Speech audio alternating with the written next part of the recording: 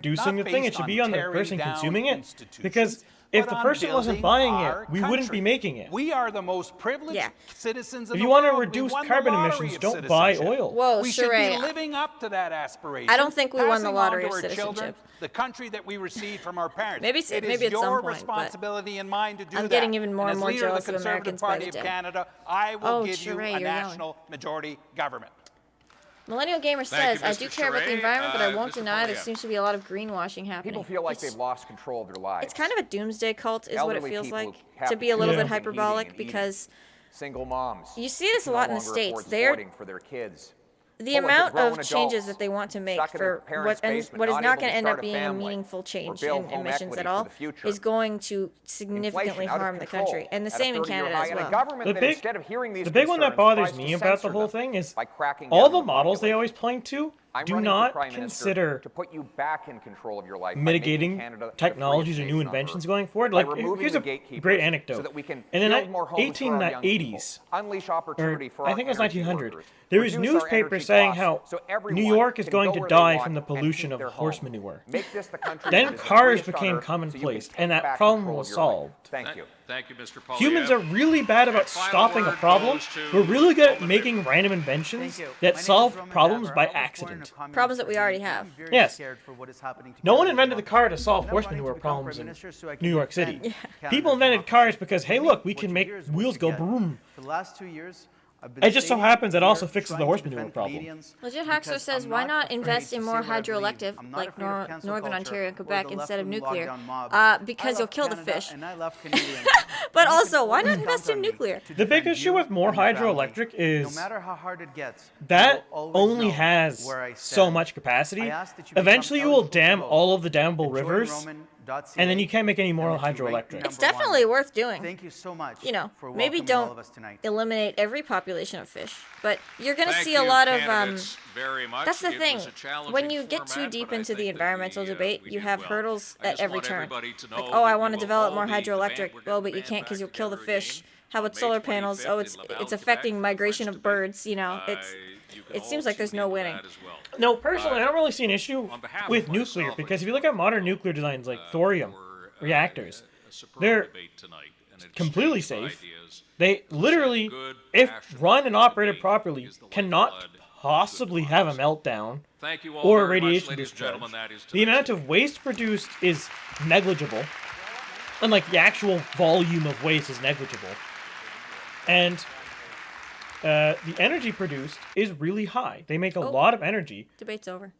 I believe with current knowledge, we could run the entire world's electrical grid on thorium for 3,000 years. Here's the thing, too. I think people get a little bit put off by the fact that nuclear is not technically renewable. But I think that we're going to dampen ourselves a lot in developing new forms of energy if we try to go at it from a mindset of we need to find something that's going to work forever. Because, like, you know how they say the perfect is the enemy of the good. If we only think about things that will work forever, we're going to ignore solutions that could work now.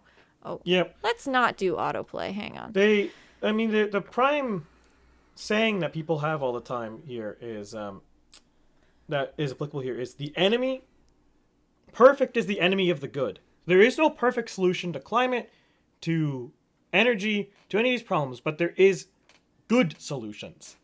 Yeah. Nuclear, I would argue, is a good solution. It's not a perfect solution. It buys us time. But it's a good one. And that's really the whole name of the game, is just buying time, because you don't have any eternal solution. That just simply doesn't exist. I'm not going to Rocco, I see your percentages. I'm not going to comment on them because I don't feel knowledgeable enough to make educated comments on what percentage of the grid should be what. Also, sorry about the boring visuals. The debate is over, and I don't know if you want to stare at recommended videos on my YouTube account, but it's mostly Rubik's Cube videos. But Mike Gordon says, a lot of people would say that the spread outness of Canada means cities need to build themselves better and need to get better transit infrastructure, and province shouldn't subsidize rural areas. That is... I don't like that. I'm with you on we need better... transit infrastructures and better designed cities. I don't agree on rural because I don't think rural areas are being subsidized. I think for the most part, they're being ignored. If you look at like in Nova, maybe this is different where you're from in Canada, but in Nova Scotia they do not. In Nova Scotia they do not. Most of the money is spent in Halifax on pretty much everything. So a lot of the rural communities, maybe per dollar, you might be able to eke out per person. They might get more, but like the percentage of the money is not, and the quality of the service isn't there. Like most rural areas, you're going to have a lower quality of life than a city, even right now. Oh, for sure. We have a lot of flaming giant problems. And almost all the investment is in the city of Halifax specifically, which is itself its own problem because having only one urban area is not a good plan. No. But we don't have the population to support more than one. No. Canada's kind of a unique situation globally because it's hard to find a comparable country with the same amount of massive just space between the urban areas and the kind of first world financial situation that Canada is in. It's hard to find a good comparator group to Canada.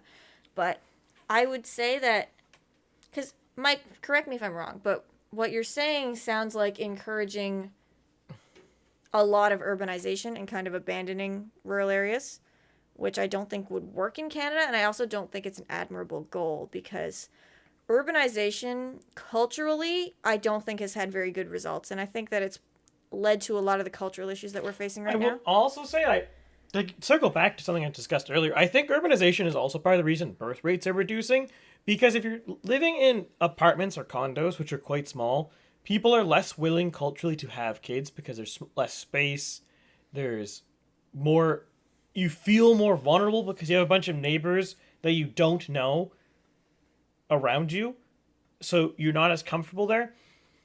I think also, too, in the long run, as technology gets better and our innovations get better, I don't think the environmental impacts living in a rural area are going to be significantly different than the environmental impacts living in a city.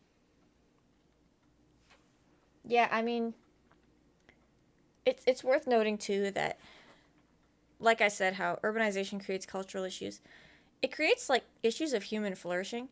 It's urban areas are a lot more isolating for the people who live there. It's harder to form communities. It's harder to form meaningful relationships with the people around you, and maintaining a healthy culture in that respect is an important foundation of a healthy political situation. And my wording is terrible, but I don't think that a fully urban country where, like, if you think about it, of Canada as like a sea and the cities are islands, I don't think that that would be conducive to a healthier Canada. I think you'd actually get a more regional differentiation if you adopt a model like that, because different areas would have almost nothing in common. And they already have almost nothing in common. Oh, they're talking about where they are in Ontario. We don't know anything about Ontario. I don't. Ottawa was really cold when I was there. It was in the fall. It was cold. I remember walking to work from the bus stop.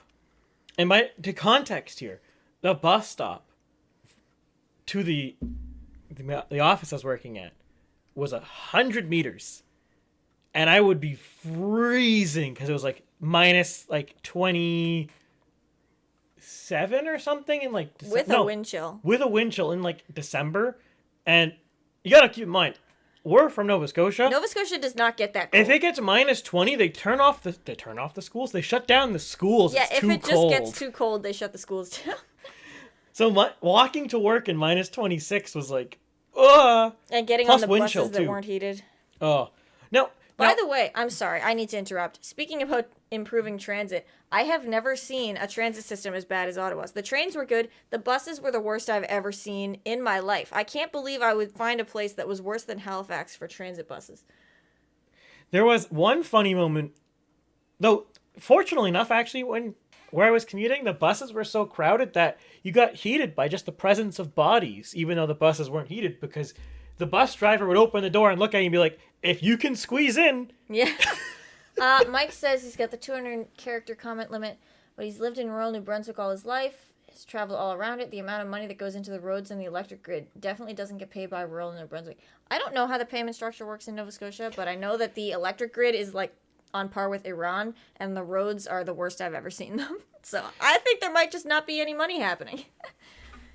Now, I get where you're coming from there. There's definitely a lot of infrastructure spending that has to happen. I think there is something to be said that, like, really tiny rural communities that, in the case of Newfoundland, there's a bunch of outports that they basically resettle the people from these, like, 50-person villages because it's just impossible to actually provide them services. That I'm sympathetic to, but Newfoundland's a special case, though. To Newfoundland's me, uniquely I not guess settled. the question really depends on what you consider rural. Because to me, rural is anything where the settlement is less than about 10,000 people. And then, like, 10,000 to 50 is, like, small town, or, like, town to city area. And anything above that is just full-on city. And I think people culturally are better off in the 10 to 50,000 person area kind of thing. Yeah, I mean, the town that I live in is certainly, unfortunately, it's dying because everyone's getting old. And we have, well, since the housing crisis started, we Birth have rates. yes, we have been seeing people move out here, but a lot of little rural town, like, I'm afraid that what Mike is describing might end up happening organically. And that makes me very sad because I don't think it's a good direction to go in. And it is sad when you see small towns that were thriving once just die because everyone moves away. Yeah, that's just a sob story from someone who loves rural life, so that's not entirely relevant, but... Wow. The top 5 ranked cities for worst roads in Canada must be a very contested list, because I've never been somewhere where someone thought the roads were good in Canada. It's funny, my family is in Chicago right now, and they were talking about the roads in the States. Pretty much as soon as you cross the border, the infrastructure difference from Canada to the States is insane. The things they've been telling me about their drive to Chicago, it makes Canada feel like a third world country. It's absolutely insane. Oh, Rocco, I definitely agree that the smaller places like Barrie to GTA are astronomically cheaper right now, and it's shocking. Like, my sister bought a house in New Glasgow, Nova Scotia for $260,000. A similar sized house in Halifax is going for about $800,000. Mm-hmm. And you're just sitting here like, what? And people still... There are people who in Halifax who are voluntarily homeless just because they can't find housing in Halifax, like on the peninsula, which is basically the downtown area of Halifax. Like, there are a lot of people who... going to a rural area doesn't even cross their mind, even though the cost of all the travel would probably be less than rent. Like the rent plus the travel.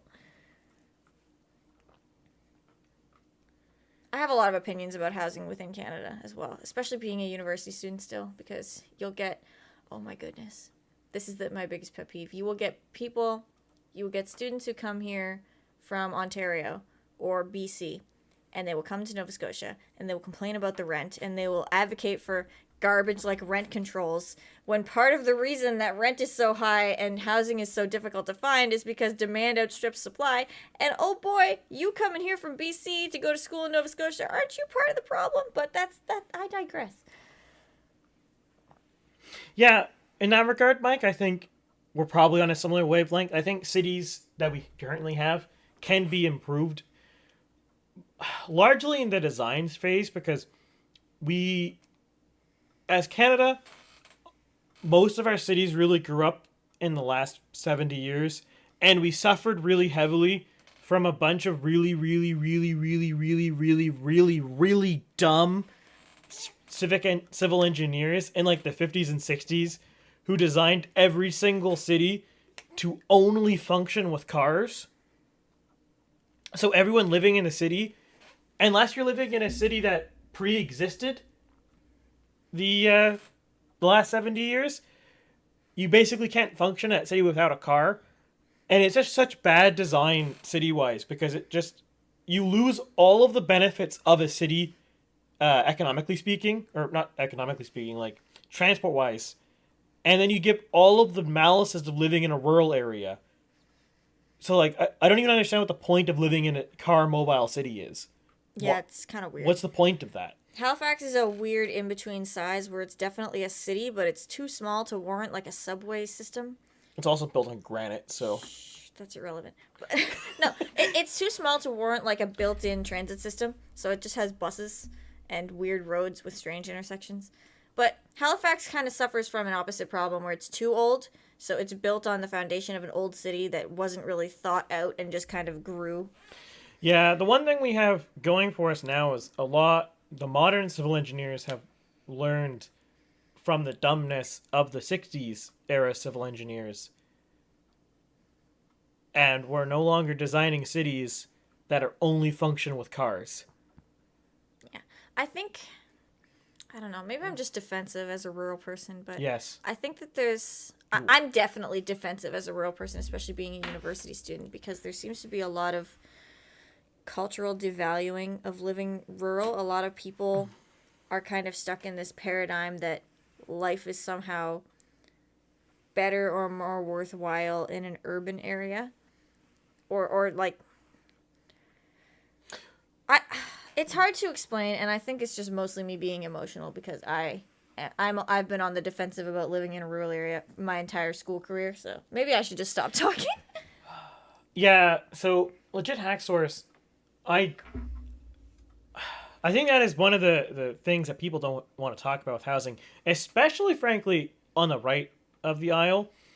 It's not very popular to say that maybe you should ban companies from doing things, but I really don't like seeing international companies coming in and outbidding actual native Canadians, and by native I mean born and raised in Canada, to create rental housing. They're buying pre-existing housing stock to turn it into rental housing. And they have so much money, because you're talking about places like BlackRock and Saudi princes and stuff. They have so much money that no actual person can compete with them. And it's such a bad plan. And it's a relatively new thing. I think it's only been allowed since like the 90s or 80s that international companies can just buy pre-existing housing stock in Canada. It's such a bad policy goal or policy provision, and I really think we should get rid of it. Yeah, sure, BlackRock or whatever can come in and build a house from scratch and use as rental. Sure, go for it. Don't buy a pre-existing one. I'm going to go ahead and add to that, and I'm going to make the capitalist defense of disallowing companies from buying private housing. It's anti-competitive behavior. If no meaningful competition can happen, that's not conducive to a free market. It's making the market less free by letting large companies outbid normal people in housing, in the housing market. And free markets and, capitalism in general, it thrives on as much competition as possible. And that's where regulation can come in as well.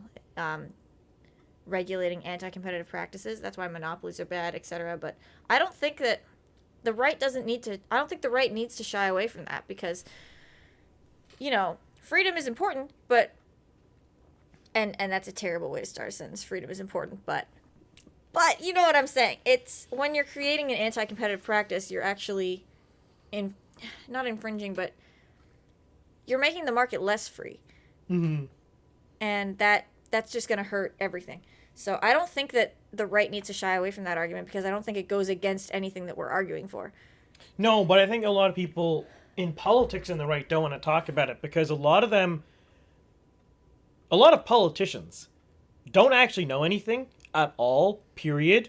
They are elected because they're in a safe seat and they don't have to think about it, which is a tragedy in itself, but you can't fix that. So a lot of politicians don't actually understand issues they're talking about, so they don't want to put themselves out there on a stance because they don't want to try to defend their position.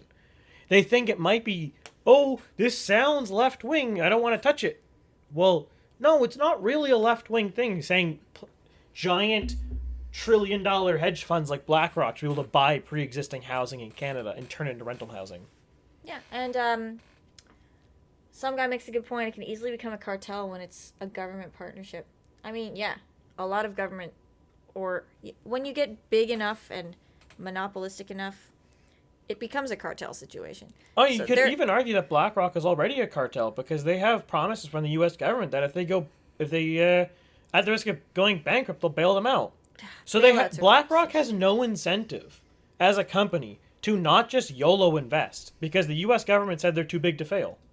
Rocco says, you'd think Canadians should be the first one to put a deal for a house than the USA or other countries. I mean, I'm on the side of banning foreigners from buying houses in Canada or buying property in general. I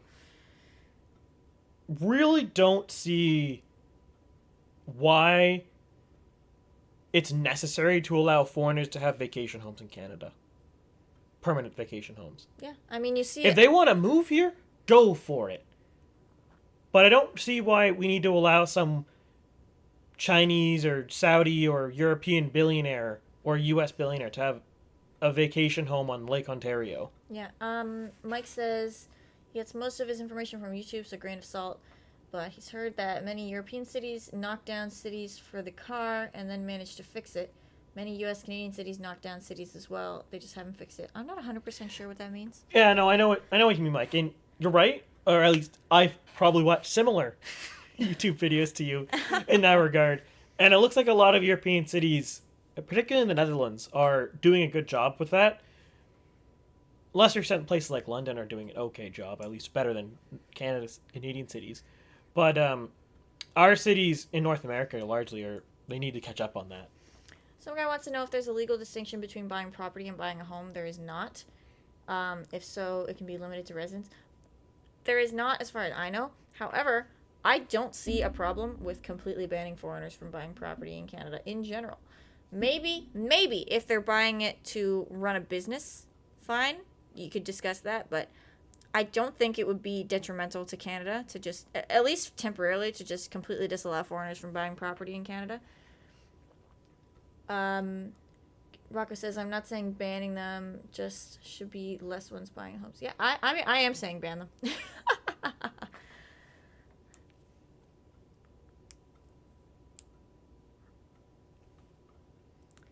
Mike says, housing is a bad commodity, so there needs to be a fine line between quote-unquote free capitalist markets and government involvement.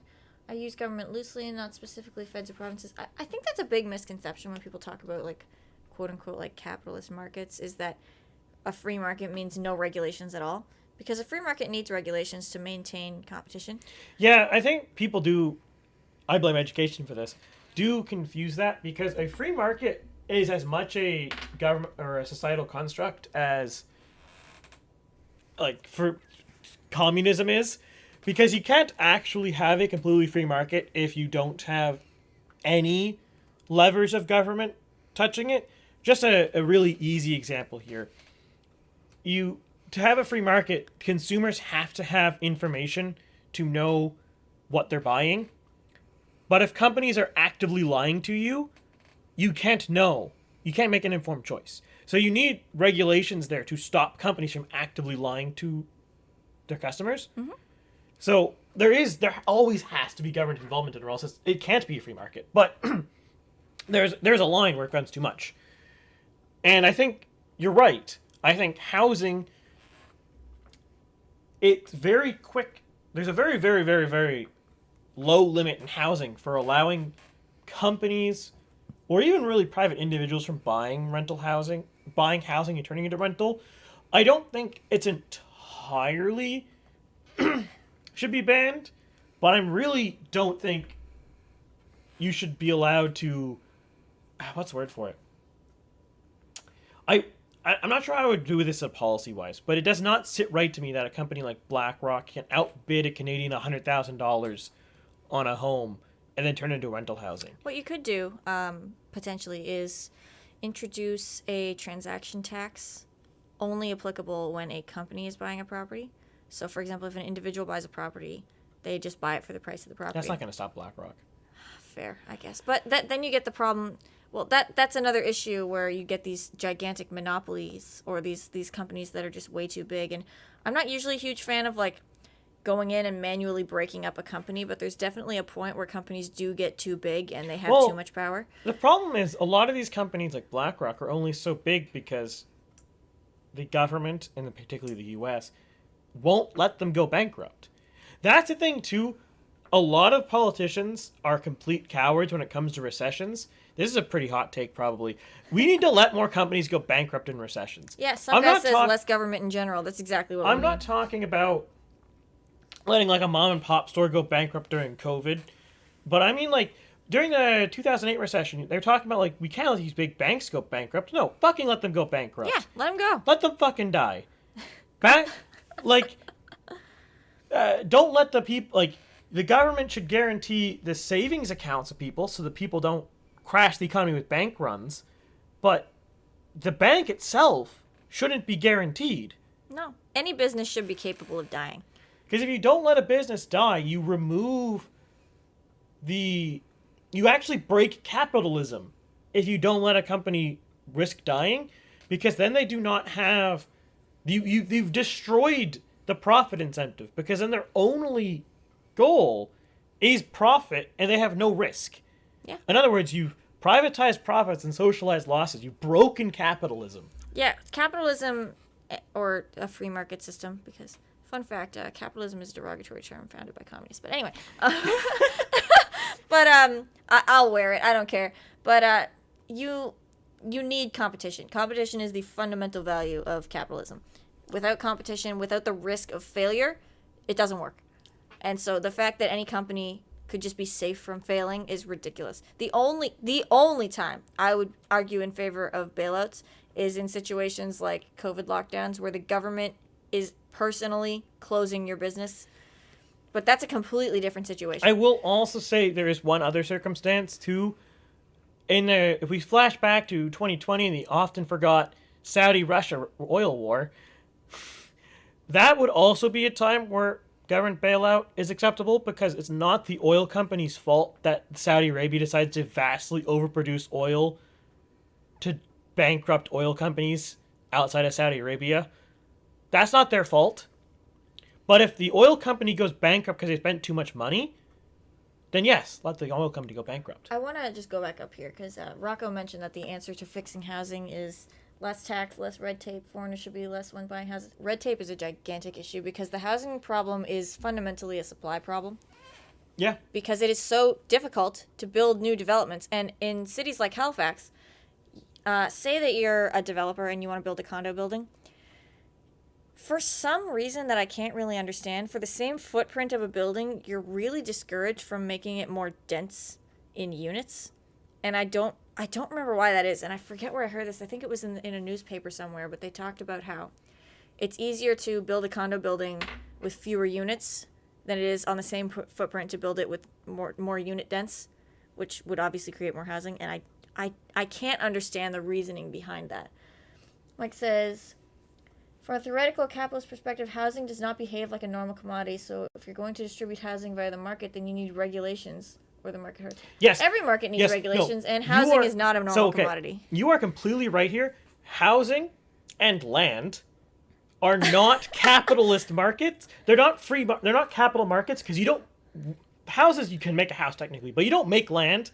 Land pre-exists humanity. So the idea that a person owns a piece of land completely is a bit up, and it doesn't really make sense because you didn't make the land. You didn't buy the land from someone else who made it. It's just there. It's also a limited resource. You can't. It is also a limited resource, but you have to then acknowledge that it is better for the entirety of everything to have land be privately controlled, because otherwise you get the tragedy of the commons, which does not affect private ownership because you have the incentive to maintain your private property. You do not have an incentive to maintain public property, which is why public roads are always trash, but toll roads are always good. Bathrooms are terrible. Yes. And that extends to housing to a certain extent. It's not quite the same thing, but it's very close, because one of the biggest costs of housing in a big city, if you're talking about like a detached home, it's not the building. In places like Vancouver, most buildings you buy are literally sold as knockdowns. Yeah, it's the building is worth cost. nothing. What's worth something is the land. So almost the entirety cost of the build of a house, a detached home in a city, is the land. I know I was just ragging on urbanization, but hot take, detached homes in cities are strange. And I don't know why they still exist. I don't know why you would... If you want to live in a detached home, live in a rural area. Living in a detached home in a city sounds hellish. Well, the reason for that is detached homes are better for raising families. But in the city, though. Oh. I'm rural through and through. I can't comprehend why people ever want to live in cities. In another life, you were a horse girl. Shut up. That's mean. Rocco says he thinks that you should do a weekly stream on Sunday evenings. I will consider it. It Not depends. a bad idea. It depends on scheduling, because I'm not 100% certain. But we will see. Oh, and Rocco reminds us that last stream he talked about his father, where it takes 5 to 10 years just to get approval in Ontario. Yeah, housing is a supply problem. And Pierre talks a lot about that, removing red tape and allowing supply to flourish. I think only recently did my area get rezoned to allow multiple dwellings on one property, which itself is a hilarious zoning law. What does that even mean? It means that before, if we wanted to build like a detached little guest house, we couldn't. Now That's we the can. dumbest thing in the world. Yeah, that's why housing is a supply problem. They won't let you build more.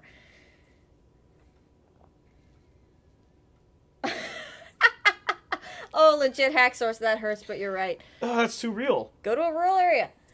Even in a rural area. Even in a rural area, honestly, but you'll have a better luck out there. If you're... Who knows? Maybe Mr. Print Money will make housing so unaffordable that no one in Canada could ever afford to buy a house again. Why would you say that? Because that's what he's doing. That's awful. We gotta get him out of there. What do you think his $40,000 savings account for first-time home buyers that is basically an RRSP but for homes is going to do? It's going to increase the price of every home in Canada. Yeah, I can't really comprehend his solutions to things. Trudeau not a confuses solution. me. He- Trudeau no, confuses he's- me because no, I no, keep no, trying no. to apply logic where there is Yes, none. the important thing to know is Trudeau isn't... He's not dumb. He's not No. malicious. He's trying to help the boomers. Big Brother Canada will come to you. But boomers aren't looking for houses. They have houses. No, their investment, their retirement plan is their house. That's true. A lot of people's are. There's a reason why the Liberals are doing better among the boomers these days than the Conservatives. Trudeau's selling reverse mortgages. Basically. Reverse mortgage on all of Canada. Oh, God. But yeah, I maybe that does make more sense because I consistently try to understand him when I just don't think I can. Thank you for that new nickname for Trudeau, Manchild, King of Canada, or Money Printo. I still like Sockboy. Sockboy's pretty good. I do refer to him as Sockboy a lot, too. You will own nothing and be happy.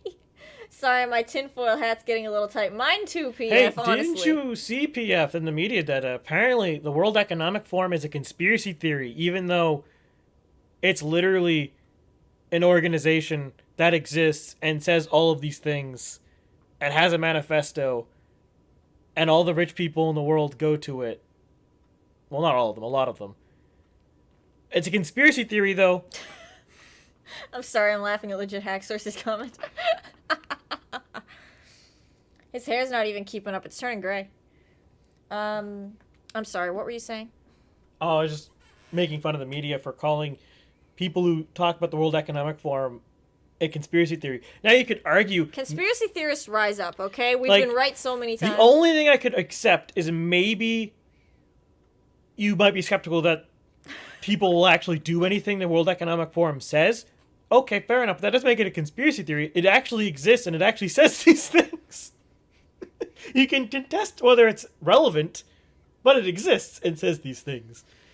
Mike says, I think part of making good cities is having communal spaces that make up for relatively smaller living spaces. You're probably right. Now, my opinion on cities is probably not to be listened to very, very closely because I'm probably never going to be swayed just because I grew up in a rural area, and so the idea of having so many other people so close to your property it freaks me out. Like, being able to see other people's houses from your house, very strange. Having strangers walk in front of your house, weird, frightening, you know. I don't know how bad I want to go to communal spaces with all of these strangers hanging around, but that is me. I am not the one to be asking about rural versus city stuff because I have no ideas on how to make cities better because my idea on how to make cities better is just to not live in one. So I don't want to discredit your ideas, Mike. I just have nothing useful to add to them. Some guy that is a hilarious nickname for Sing. Xi Yeah, I like Jinping. That's fantastic. Xi Jinping. Your Chinese pronunciation is superior. Yeah, I would need to see his name with the pinyin marks to see how it's actually pronounced because I'm still not 100% sure. PF was too distracted by the birds being CIA robots. Yeah, same. Listen, the tinfoil hats have been right a lot. The other day we had a bird drone on the deck. It's funny, my coworker was here the other day and complaining about the same thing, the birds being robots. Oh, that's such a funny thing. This is basically a 10-person liberal hate stream. Oh. Why would you say something so controversial and yet so true? Well, it wouldn't be a 10-person liberal hate stream if the Trudeau government actually was trying to solve the problems of Canadians. I really don't understand his goal. I don't really know either. I think it's because I have a lot of trouble... I don't know, maybe it's my womanness, but I have a lot of trouble reconciling the idea Everyone that there knows those women, they're just so sensitive. Well, no, I'm trying to, because I'm always looking for, like, what is in it for this politician when they make a certain choice, right? And it's hard for me to reconcile in my brain that a lot of the time, what is in it for the politician is just the fact that they are wielding power. Because to me, there has to be some other goal. Because to me, power is not worth it. But power is worth it to a lot of people. And I think that's the gap in my understanding that explains a lot of the stuff that I see. A lot of people only want power. That's why you see coups. That's why. That's it. A coup is what happens when a different group of people want power and they're willing to risk everything for it. I'm keeping my mouth shut about those women. Nah, don't bother. I don't like those women either. Look, Lexie will tell you first that, What? maybe. Sometimes she tells me, it's like, maybe letting women vote was a mistake. That's true, isn't it? Confirm that. Why would you spend $1 million for a job that pays $100K? I don't know what that's in reference to, but yes. Oh, no, I know exactly what you mean. You're talking about getting elected. Because it doesn't pay $100K. The money you make from getting elected happens after you're no longer elected. Yes. Also, okay. But yes, also for power, because power is a big draw for people that I just don't 100% comprehend. The important thing to keep in mind is a lot of these politicians, we'll use some U.S. examples. This is not necessarily overt corruption, i.e. breaking the law and like embezzling money and stuff like that. But you look at someone like Obama. He came in well off, but not anything special. At this point, I think he's like $20 or $30 million in net worth. The president makes $500,000 a year. He was in office for 8 years. And since from 2008 to now, he's went from about $500,000 in wealth to about $30 million. The politicians' money doesn't come from their salary. It comes from all of the shit they get after they leave office. It's not corruption, per se, but it might as well be.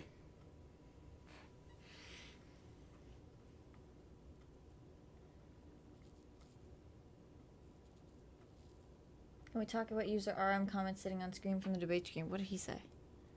RM. I hope Sheree finds his way back into the Liberal House. He appeared at the Blues stage in error, and I was too embarrassed to leave. I didn't even notice that. Good catch.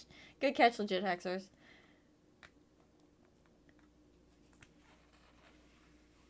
That is hilarious, actually. Yeah, that's pretty good. Mike says, I get you, Lexie. I loved growing up in rural New Brunswick to an extent. I hated watching my roughly 300 meters of road go from 4 houses and a farm field to basically a suburb. It's basically been happening all over my area. But constituent parts of a system need to work, so a province is to work well, and its urban area should work well. Oh, for sure. I have the opposite problem in that the place that I live is dying. And so those are two problems that face rural areas. I will say, in the grand scheme of things, rural areas that develop and get bigger, that is better for them because that means that that area will survive. It's definitely a better alternative than just slowly dying and rotting like mine is. I will say, PF, that the reason why I say it's not technically corruption is because it's not breaking any laws that exist on the books targeting corruption. It is essentially the same thing, but presently there are no laws that forbid it. There's no law out there that says, in the case of Obama again, that Obama can't get paid $100,000 to speak for 5 minutes at a conference. He does. Actually, he might even make more than that. It doesn't make any sense. He's clearly not providing the value there. But the people... It's the same for all politicians. I'm just picking on Obama because he's a recent politician. Yeah, no one's paying him for his cadence. But all the big politicians do this. And it's kind of sick. And it's disgusting. Rocco says he makes $500,000. It might be true. For one engagement? It's ridiculous. They make so much money for one engagement. And it's 100% back scratching because they did some favor for this group when they were in office. And now they're getting it paid back. But it's not illegal because it literally avoids all the laws. PF because they wrote the laws. PF says just because it's not illegal doesn't make it moral or less corrupt. No, for sure. It's not moral at all. What I'm saying is it's not technically corruption because corruption is a legally defined term. If that makes sense. So it effectively is corruption, but it will never be corruption because the politicians who write the laws all benefit from this, so they do not have any incentive to ban it. The only time it's going to get banned is if someone comes up with a better way to be corrupt. And then they will ban this way to get all their opponents in jail. It's a dirty game. Because essentially, anti-corruption campaigning is basically just, I want all of my opponents to go to jail because we're all corrupt, but I have a better solution. I have a new novel way to be corrupt. Clinton made $500K per speech. Oh yeah, my God. the Clintons are like hundreds of millions of errors. I need to get in on this corruption game. Yeah. Systemic problems, yay. Yeah, really. It is. It's just the sad truth of reality of giving people power. I don't think there is a way to fix it. You can just keep... It's like whack-a-mole. Or solving... Or in a more personal example, I'm a software developer, so it's like fixing a bug in a program. You fix a bug, oh, you found another one. Or you created another one. Yes. Or you created 5 more is really the more realistic choice. Legit hack source, if... It is a big if. Poilievre gets elected with enough of a government, because I'm still not sold if he will have, even if he has a majority, if he has enough people in the Conservative Party willing to do stuff like this, but completely overturns all the things that block, like mining and oil production, and rams through more pipelines, yes. If we can't get that done, no.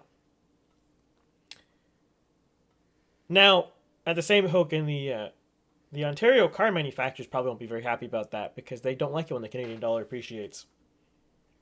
I would like it if the Canadian dollar appreciated, mainly just because I buy so many American products. It would overnight increase the ratio, or increase the Canadian wages by a lot if the Canadian dollar... Effective wages would increase by a lot if our dollar appreciated. Oh god, an ethics philosophy student. No wonder you're black-pilled. I had to do a lot of poli-sci and stuff and philosophy in university for my undergrad, and that'll black-pill anybody. Not even necessarily because of the philosophy you're learning, but because of the people you need to go to school with. I'm sorry, I hated university. I shouldn't talk about it. Ironically, the only part of university I liked was my minor in history. That was wonderful. I heard a lot about my the primary papers that degree you in wrote. computer science. Dreadful. Computer science is so friggin' boring to learn about in a classroom. Ugh. And they wonder why there's no women in there. You get paid good, relatively speaking, for it, so no complaints. Well, relatively speaking to the rest of Canadians, but whew. Yes. Speaking of Canadian dollars... Let me tell you the black pill you find out if you just moved down south, you would triple your salary. Triple. Like in USD. Yeah. The amount of money Americans make is fucking crazy. Like, even if I went to a medium company in the U.S., not one of the big names, just like a generic company you've never heard of, double. Easily. But, like, if you get a job with Amazon but you stay in Canada, they'll pay you about half of what they'll pay you if you live in the States. Just because they know that they can. They'll pay you the same, or not only half the salary in dollar value, like in number value, but it'll be in Canadian money instead of U.S. money. I love ethics, but it makes the world seem like a dark place. Well, that's because you have to deal with... I mean, ethics... To figure out ethics, you need to look at the worst possible scenarios. Oh, so that man. makes sense. Legit hack source. Taking a journalism course and being surrounded by everyone who doesn't agree with you sounds a lot like Lexie. That was my whole... Okay, so I'm going to toot my own horn a little bit here. I have done very well in my first year of law school. I haven't gotten my final exam marks back yet, so, maybe I fell at the last hurdle, but I've been doing very well, and that's because I think mainly, especially in class discussion, mainly because a lot of my classmates seem like they have never had to practice arguing. And I think that it's because I would say at least 90% of my classmates, at least the ones that talk, I'm sure that there are more conservatives who just don't talk, and that's why conservatives need to speak up in class, because the silent ones around you, they are there, and it helps them to hear that they're not the only one in the class, because it can feel very isolating. But my left-wing classmates have always been around people who agree with them, and they've never had to strenuously defend their arguments. And I have had to do that at every single step of my university career ever since I started. 4 years of undergrad was basically 4 years of having the entire class arguing against me and having to hold my own against all of them. And it has made me quite good at defending my points and understanding, not just defending my points, but understanding what other people are getting at when they're defending their points. Because a large part of arguing is comprehending the other person's argument. And so those experiences, like, my undergrad is valuable specifically because of those experiences. Not because of anything I learned, but because it was a 4-year crash course in defending myself. And that made me a very good... It helped me with my argument comprehension. It helped me with my argument delivery. And it's been very helpful in law school. So it sucks. It sucks when you're in there, but be thankful for that experience because it's making you a more effective debater. I don't know if you're into that. I'm in law school, but I hate debating. It's just unpleasant. I can do it quite well, but I don't enjoy it. But it is helping you grow as a person as much as it sucks. Ironically, in my degree, the most useful classes I found were almost none of them were my primary classes, my computer science classes. They're almost always my history classes for very similar reasons. And honestly, I think history is one of those underrated fields where, like, learning about it is just, it gives you such a better understanding of how everything works in society and what it works now. Now, disclaimer, I almost exclusively studied revolutions. But, oh boy, do I understand how revolutions work now. Read all of the Federalist Papers much? Literally every single one. I literally did 5 courses on separate revolutions. Rocco's asking me if I read How to Win Friends and How to Influence People by Dale Carnegie. I did not. Honestly, Rocco, I don't read much anymore. I used to a lot more in like junior high and high school, but I really don't read very much, and I read even less nonfiction, so I have not. But I'd be interested to hear what you think about that, because that does sound interesting. I think the only nonfiction book I've read lately is 12 Rules for Life, and I only got like 2 rules in, and I haven't touched it in ages. Mike, I've definitely noticed that trend, not just with like YouTube, Twitch progressives, but also ones I met in real life, and also conservatives from really safe areas. They just, if you don't seek out the other side of any issue, either broadly left, right, or more specifically to use a topical issue, abortion, you don't seek out the other person's opinions on it, the other side's opinions on it, you can't form a proper, coherent argument on your own. Your argument's always going to be based off of probably something that's not true, or if you're confronted with it, you can't actually defend it, even if you are from a true statement. Yeah, it's hard to understand your own position if you don't know what the other positions are. Yeah, because a lot of people, especially in this day and age, especially from my view, from people on the progressive end, get all of their arguments from their friends on Reddit. So then, oh no! So then they try to use those arguments in real life, but they first off, they don't actually understand the argument because the first person who posted it did. Mm-hmm. Then they just copied what that first person did, and they don't understand it. Second, you end up getting, since you've never seen the other side, you have this straw man picture of what the other side believes. Again, using abortion as a topical issue, a lot of the very rabidly pro-choice people think the pro-life position is all about controlling women, which is just not at all what the pro-life position is. But similarly, I can't think of the opposite end because I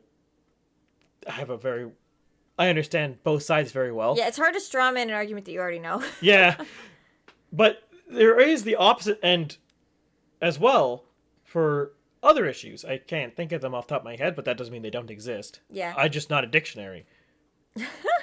That's a good way to put it. But yeah, it's I've said, because there's this conception that conservatives are better at arguing, which I don't think is inherently true, but I think that it pops up more frequently because conservatives are often outnumbered, especially if you went to university. You're often outnumbered by progressive arguments, and you have to learn to argue better because you're forced to practice. The one thing and that's the only reason that there's this perception that conservatives are better at arguing, because we're forced to practice it. Like, there's nothing fundamentally about the conservative worldview that makes it. I mean, since I am a conservative, I would argue that it's easier to argue because it makes more sense. But there's nothing specific about it that makes it more successful inherently. It's just that practice is everything. Yeah, I would say it's actually one of the things where the Canadian public school system really fails Canadians. We don't have any classes on rhetoric, so people don't understand how to argue things. Because if you don't actually understand how to argue, you're doing worse than a disservice to whatever side you're fighting for. There's been several things when I was going through schooling where people would argue at me either directly or just while I was in the room about whatever issue. But their arguments were so bad, they convinced me their opponent was right without their opponent saying a word. It happens. So, like, rhetoric and arguing is one of the most important skills in a democracy, and it's one of the biggest tragedies that Canada doesn't teach it to students. We don't even teach our government system. No, we don't even we have don't. civics. I didn't know how Parliament worked until like a couple of months ago. Rocco says, we missed a couple. Rocco said people need to learn history because it can stop people from doing the same history. As cliche as that is, that's completely true. Yes. If you don't look at both sides, says Legit Hack Source, you end up like Greta Thunberg and Alex Jones. Some guy says the most vigorous political debates I've ever seen were in the army. Alcohol-fueled cross-section of the country. Mood. Yeah. All I hear from any side anymore, says Mike, is people saying they're pro-life or pro-choice, and I have no idea what they're saying in a legal sense and a moral sense. It's exasperating. Okay, one thing that you see a lot, and I see this a lot with progressive arguments. There's probably a conservative equivalent, but I haven't seen it just because I live in a place and I went to a university that is dominated by progressive thought. People will make an argument and not defend it because they're not defend it very well or explain it very well because they're so accustomed to talking to people who already know what they mean. Like for example, one time in a poli-sci course, we were talking about the concept of equity, specifically gender equity in universities.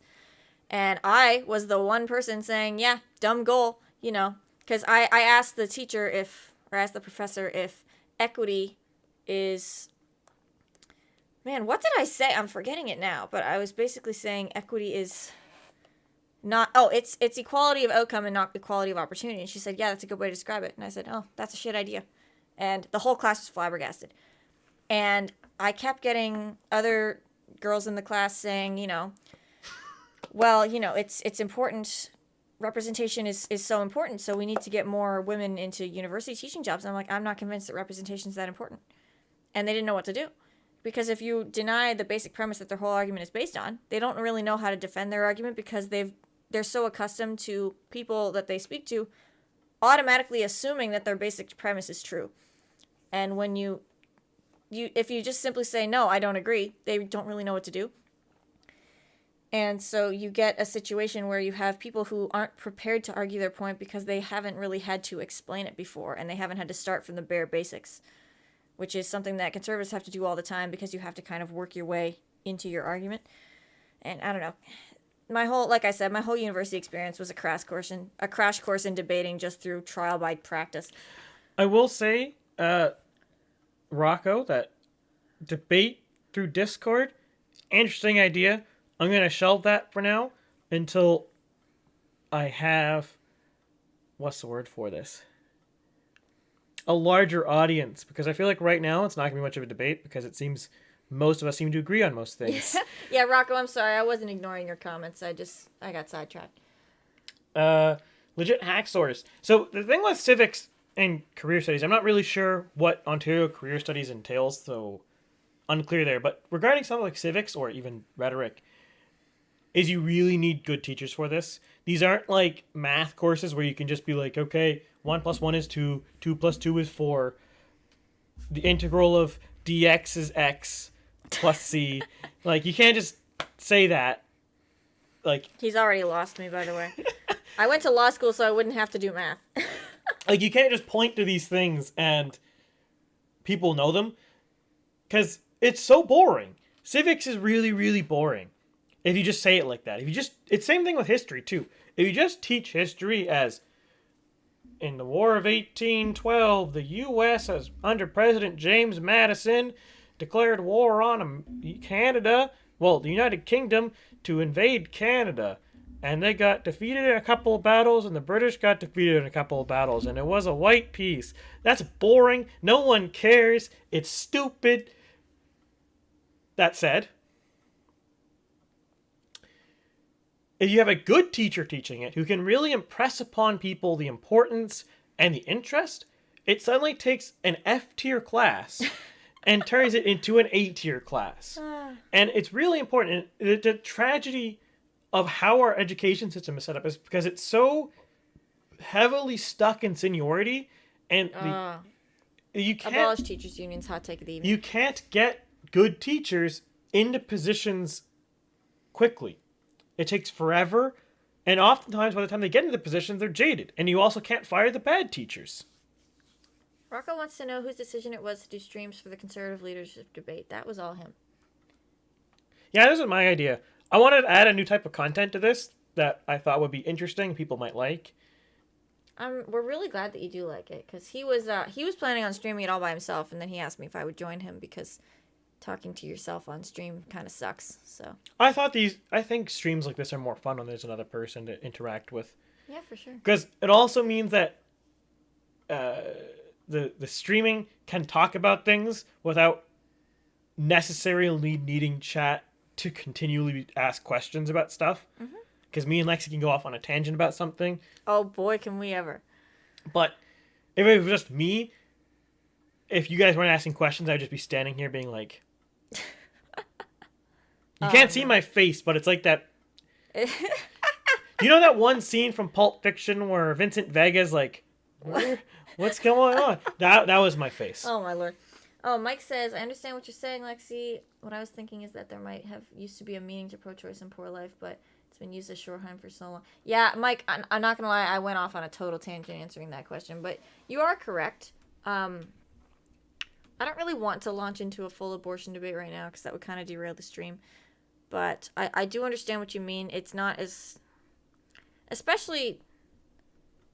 I don't know if you'll appreciate this, Mike, but I think pro-choice especially is a misleading label because it kind of downplays what you're talking about.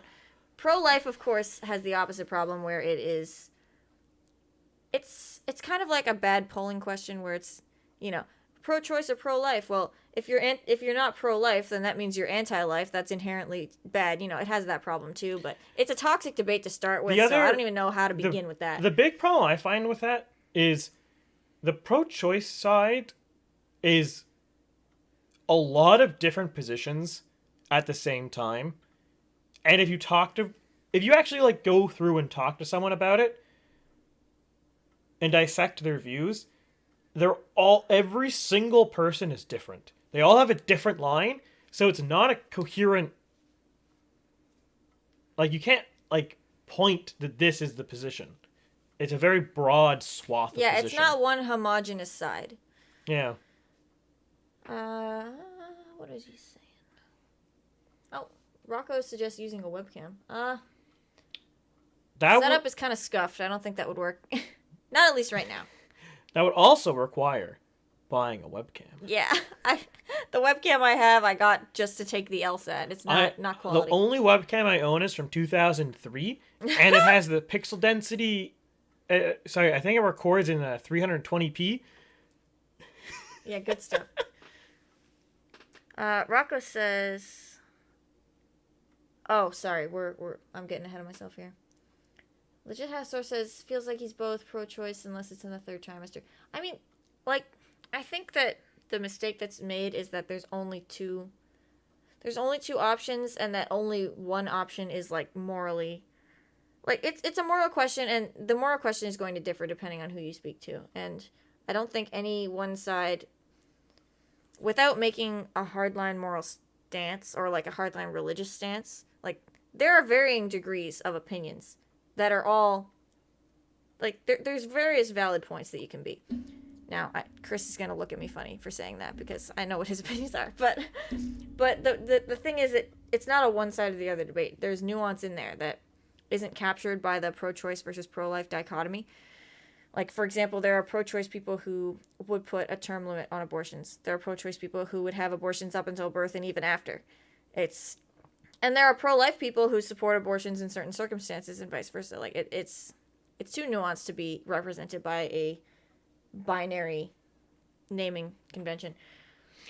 Mike, I think we understood what you were getting at. Oh, there. Mike, you certainly have a point. It's kind of like ow, my eye. What I was trying to get at with saying, like, just specifically that pro-choice is a large swath of different opinions that are not necessarily congruent with each other, is that the label is so broad it doesn't mean anything.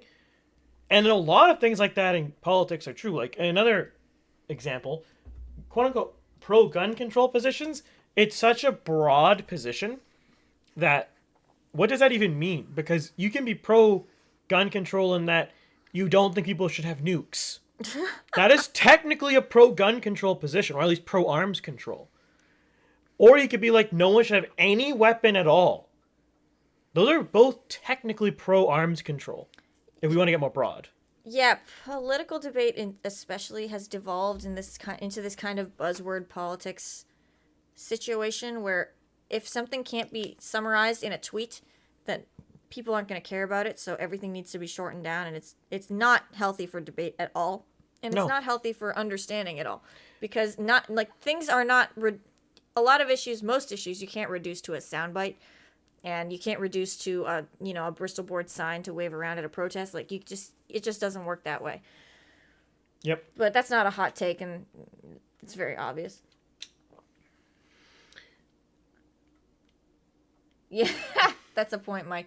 You probably don't want to. I had to have an argument about abortion in a Zoom chat in a class, and that was not pleasant. But yeah, it's not the best format. Rocco says, I think you're the only ones talking about true conservative visions in Canada. It's very funny. You guys are 24 and I'm 25. I think that our age group is a lot more politicized than one generation above. I would even say go more so, not even just one generation above, but like you look at, like, for lack of better terms, my parents' generation, I believe they're Gen Xers.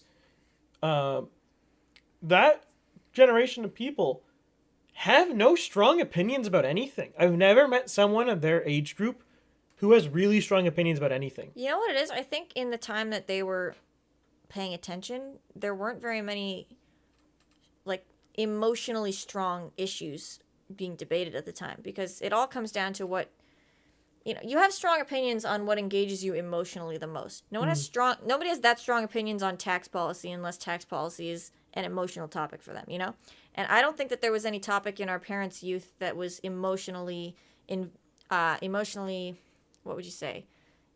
Provocative? I don't know. I would also say, going on, that there is something to be said that Canada is on the rightward swing generationally, and that's not... And the reason why I say this is, typically speaking, the youth generation revolt is the opposite of what the power generation is when they become politically active. And the Zoomers and the late millennials, which really, the early Zoomers and late millennials should be their own generation group, but whatever. I don't have the power to make this a thing. But this group of people, basically the 20 to 30-year-olds, are going to swing a lot more conservative than the rest of the population, a lot more than the early millennials, because they grew up under a time when liberal values were not liberal like the party. The Liberal Party was ascendant and progressivism was dominating a lot of the world, and that is inevitably going to cause a backlash on the younger generations, and it's always how it's going to be. When we are in power, the 20 to 30-year-olds of our time will probably hate us. Yeah, It's that's just human inevitable. nature. Yeah. We are all rebellious teenagers at heart. Let's see. Legit Hacksaw says, it was weird because my parents are anti-abortion, but they also told me if I was retarded, they would have had an abortion. It's a nuanced, weird issue. And for the sake of making your point, I'm 23, turning 24 in a couple months. Mike, I'm also 23, but I'm turning 24 on Friday. Rocco says, what do you think about my comment about the abortion? My dad is a boomer, my mom says, I don't think we saw your comment on abortion, Rocco, if you want to just repeat that so we can answer that. I think I would rather die than be considered conservative. Fair enough, Mike. But don't discount us too quick. We're nice. We're nice people. And yeah, some guy says 37, don't feel a day over 50. That's a mood. Oh, thank you, Rocco. Sorry, Chris, I interrupted you. Also, Mike, I definitely agree. Not that I want to do one live on stream, because I'm not really ready for it. It's late enough in the evening I want to do it. But an abortion debate against someone who has a 200 character limit seems very unfair. Yeah, it's a bit one-sided. I have the ability to talk over you. I mean, I guess you're not talking.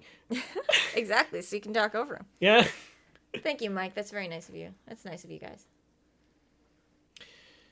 But yeah, to cycle back a moment to Rocco's second last comment, I do think, at least in my situation, I have a bit of an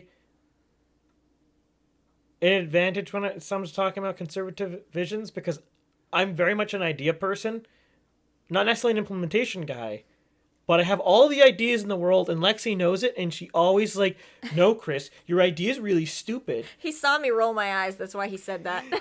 But like, I just come up with ideas like crazy, and that's 1/3 of the reason I made a channel. The other one is I really like polling. I'm not sure if you've noticed. He's been doing this for years. Like, it didn't start with this channel. But, yeah, when he talks about being an idea person, literally, like, I have to tell him every now and then that debating is not my hobby, because he comes up with these crazy batshit ideas, and he pauses them to me, and I'm like, that's stupid, here's why. And he's like, but no, let me argue about it. I'm like, no, Chris, I don't want to. But, let's see.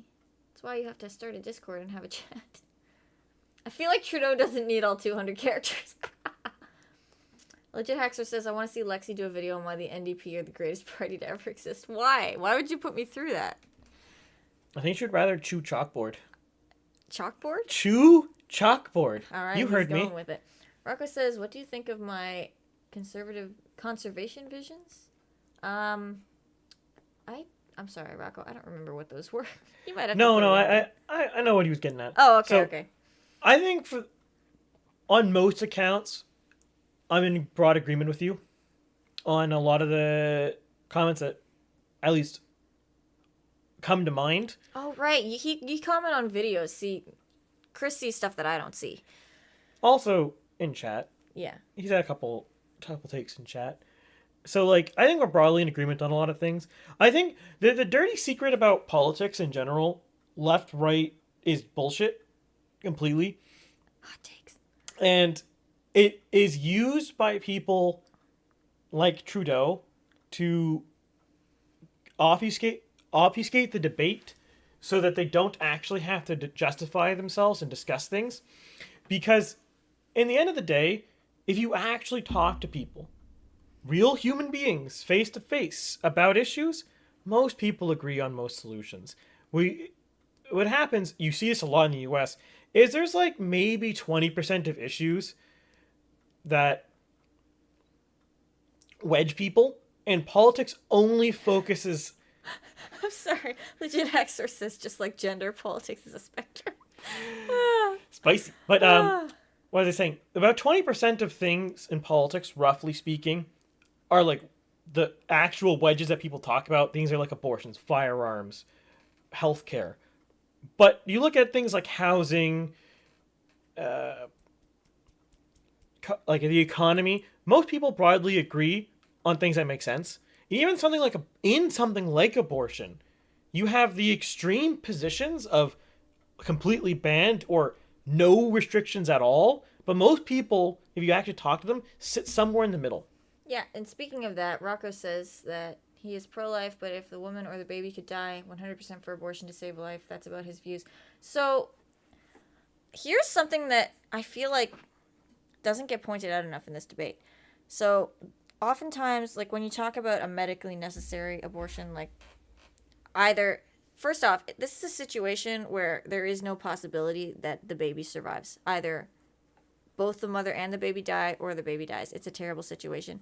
I don't know how much I consider that to be like an abortion by name, because it's not, to me, it's not the same thing. So for example, a lot of the time people bring up this theoretical situation where the pregnancy, like, or the birth would endanger the mother's life. Fun fact, your life is in danger every time you give birth, no matter what. But Also, whenever you get an abortion. that too. But more commonly, as far as I know, medically necessary abortions, extremely rare to start with, extremely rare. The Lotus Eaters did a video on this recently that was really helpful for that. But it's also often a situation where the reason that it's medically necessary is because whatever procedure needs to happen is going to kill the baby. So for example, the mother needs a life-saving surgery and the anesthetic will kill the baby because it'll basically get an adult dose of anesthetic, which will kill it. In that situation, there is no, unless you can deliver the baby early, which is usually the solution to these sorts of problems. Instead of doing an abortion, they'll just deliver the baby early if it's possible. If it's not possible, then you have a situation where the baby is dying either way. And so you're either endangering the mother's life by not doing the procedure or endangering her life by doing this procedure with an active pregnancy, in which case the baby dying during the procedure becomes a danger on its own. So medically necessary abortions aren't, I don't think they should be part of the debate at all, because it's not, like, it's a situation where there really is no good outcome and there's no choice involved. And it's a very statistically tiny part of abortions anyway. But I don't think that very many people, the other situation would be something like an ectopic pregnancy where the egg implants in the fallopian tube instead of the uterus, which there is no pregnancy that can go to term with that. The baby's going to die very soon, and it can also kill the mother. And that's a very easy situation of you need to get that implanted egg out of the fallopian tube or you're both going to die. So I don't think it's the same thing, and I think that including that in a debate about abortion, especially since it's such an edge case, is kind of a red herring. So I don't think that undermines a position of being pro-life at all. Oh, I missed a lot of chats while I was going off on a tangent. I mean, technically that was a reply to somebody. Although Mike says, Lexie, you know a real debater can argue any issue from any side. I know, and I probably could do it, but I don't want to. Well, actually, no. I don't necessarily agree with that, because if you don't understand the position, you can't argue for it. Well, so, if you're a good debater, you should come to understand the position before you argue. Not necessarily, because some positions that people hold in real life, they're just incomprehensible. They're incomprehensible. Fair enough. So, like, you can't argue that, because it doesn't make any sense to anybody involved if you actually look into it. Some guy says, I think most mothers wouldn't hesitate to die for their child. That's true, and a lot of the time, that is what ends up happening. It's just that when you're in a situation where an abortion literally is medically necessary, as far as I know, there's no outcome where the baby survives. The baby dies in every situation. Unless you can do an early delivery. Yeah, in which case an abortion isn't medically necessary because you can do a delivery. That's true.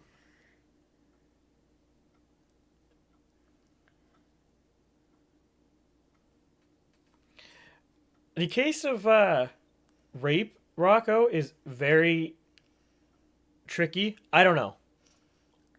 Here's my situation. Thing is, that's a horrible situation, no matter what. There's nothing that can make that situation any better.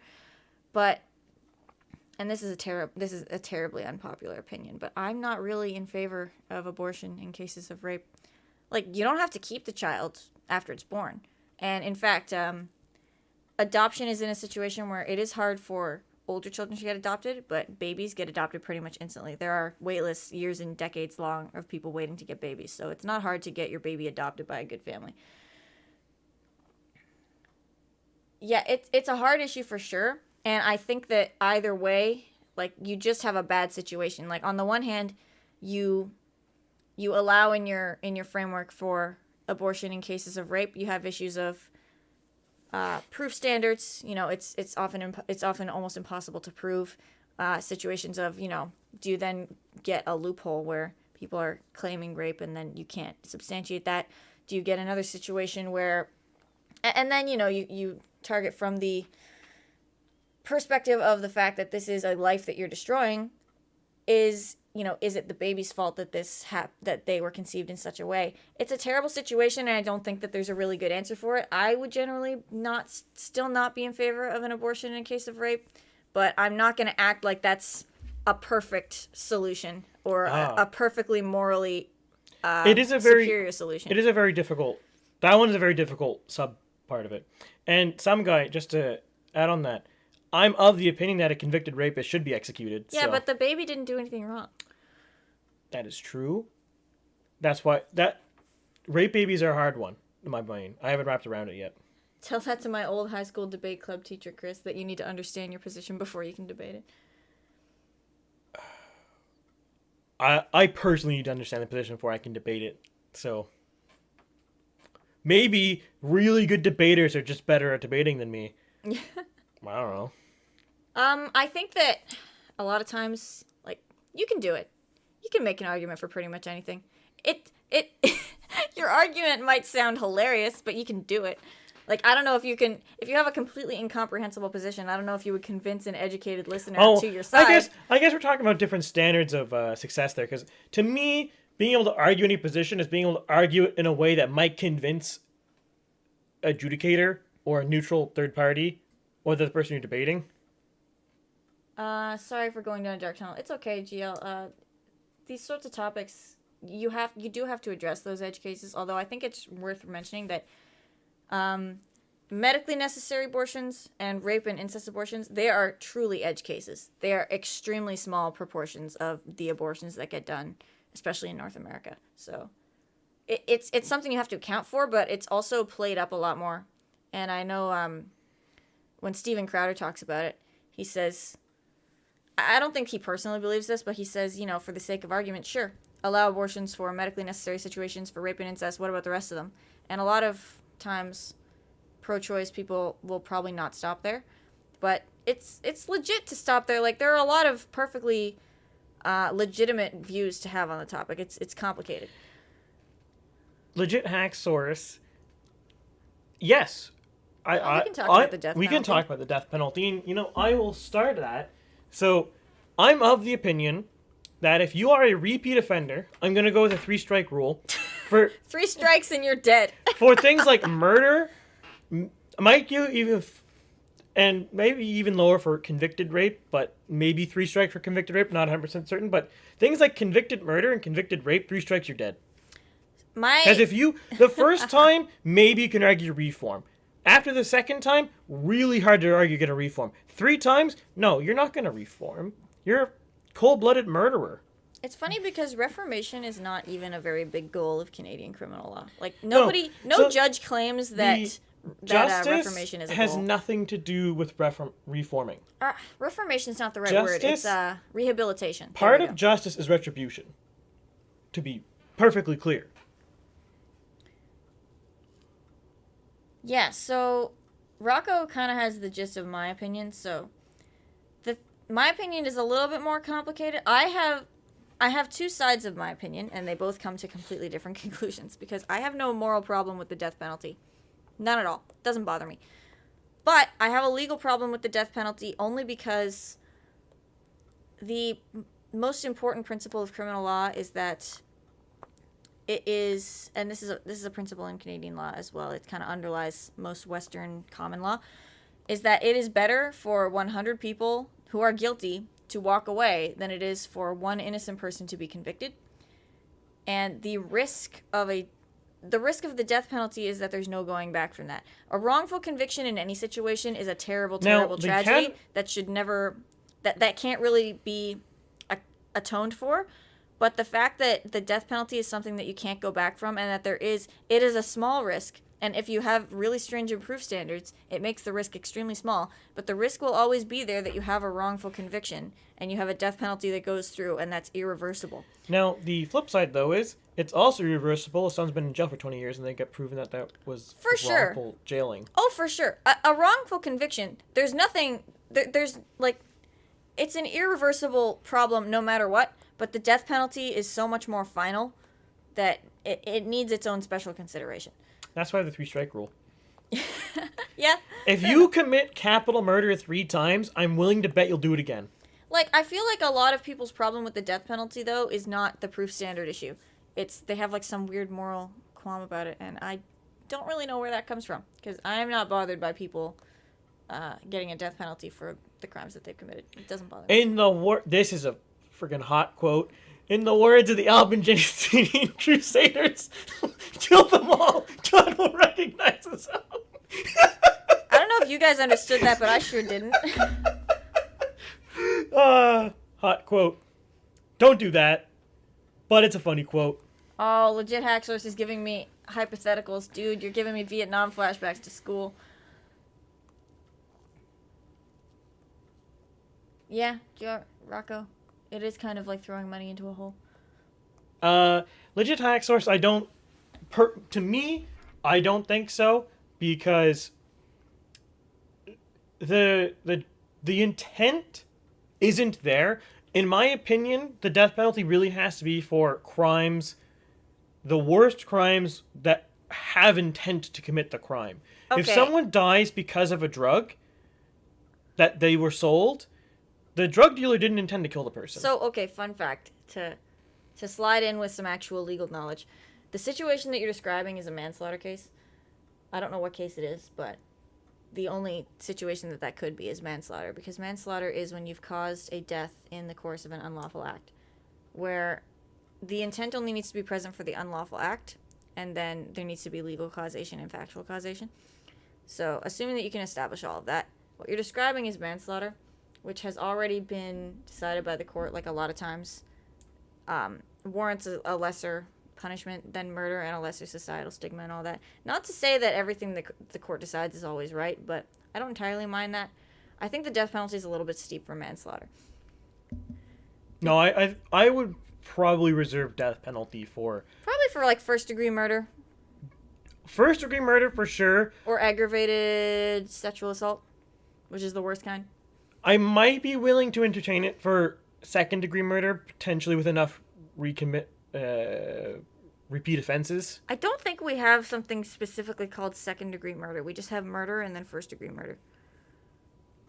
Okay. First-degree murder is just murder, but worse. There's not a proof difference. It's just that we societally think that it's a worse kind of murder. Oh, yeah, I forgot. Canada's weird murder laws. Yeah, so, okay, if anyone wants a quick rundown, we have murder, which is intentional killing of a person. We have manslaughter, which is unlawful act that results in a death, but the death itself was not intended. And then we have first-degree murder, which is murder, but something about the murder makes it more abhorrent. So, for example, like a combination rape and murder is usually first-degree murder. Or something. There are specific guidelines. They're in the criminal code. I don't remember what they are now. If I was prime minister, I would change that, because I feel like these are not very useful definitions. I don't mind them. When I prefer the U.S. ones where first-degree murder is premeditated and intentional, and second degree is intentional but in the moment. So, I think that the two different systems kind of get to the same outcome, which is that there's going to be different sentencing guidelines for each of those. Sure, but I states. think the U.S. one is more clear. Maybe, but once you actually know the law, it makes The Canadian a lot more one sense. is very arbitrary. It's not, though, when you see the law. I'm just not describing it very well. I would need to go grab my criminal code and, like, read it out verbatim. Well, we could have Lexie reads the criminal code stream. Comment if you want that. Oh my god, no one wants that. So, yeah, I think that for manslaughter, death penalty is a bit much. Maybe first-degree murder, aggravated sexual assault. Those are the only two I would probably put it on. Because, yeah, pretty much. Rocco says he feels like he's the third person doing the stream. Sorry for answering all the questions. That's fine. Some guy says, when you're prime minister. Long-term goals. Long-term goals, maybe. Rocco says, the murder case in Ontario was a rich kid was drunk and driving, killing a grandfather and 3 kids in a van. Rich kid family paid the way to get the kid not going to jail. I would have to look at that, because there's probably a sentencing issue, and sentencing in Canada is all fucked up, but that would probably have also been manslaughter. Or, yeah, I think it's just manslaughter in Canada.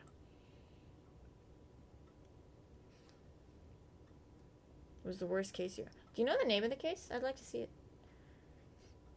It would have been R versus something. R versus Steve. It'd be like RV last name.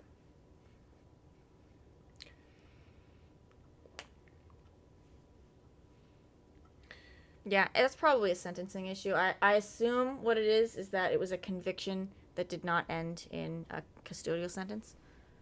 If there was no conviction, then I'm hesitant to say that it's a rich kid lawyer situation, just because proof standards are high for a reason. And if the prosecution can't meet proof standards, that's not really the defense's fault. The defense has to go as hard as they possibly can on that kind of thing. And I'm very much in favor of that. That's a cornerstone of the adversarial system. Do you agree a rich family or a kid is not going to jail for crime? Like, do I agree with that? I would have to see the case, because that's probably a sentencing issue. And I think that sentencing in Canada is all fucked up, but I don't know quite enough about it to make an educated statement on that. Jet Haxor says, what do you think about plea deals like the one with Carla Homolka getting out after 10 or 6? I'm not familiar with that case. Plea deals, they get people really riled up, because you get situations where, on the one hand, you'll get people pleading guilty when they're probably not, just because either their only other option is something like an NCR verdict, which would get them in a mental hospital for probably longer than they would be in jail, which sucks, or it would be too beyond their means to fight, so they plead guilty anyway, and then you get the issue of innocent people getting convicted. But it's also kind of a personal issue of, there are some cases where people don't think that it's worth it to go with a not guilty plea and go through the whole trial process, because it can be a pretty traumatic experience and it takes fucking forever and so much money. I don't know about plea deals if you mean like, oh, if I plead guilty, you'll be more lenient on me. I don't know enough about that to comment on that, especially in Canada, because I haven't gone very deep into criminal law in my education, and I don't really plan to, because I kind of hate criminal law.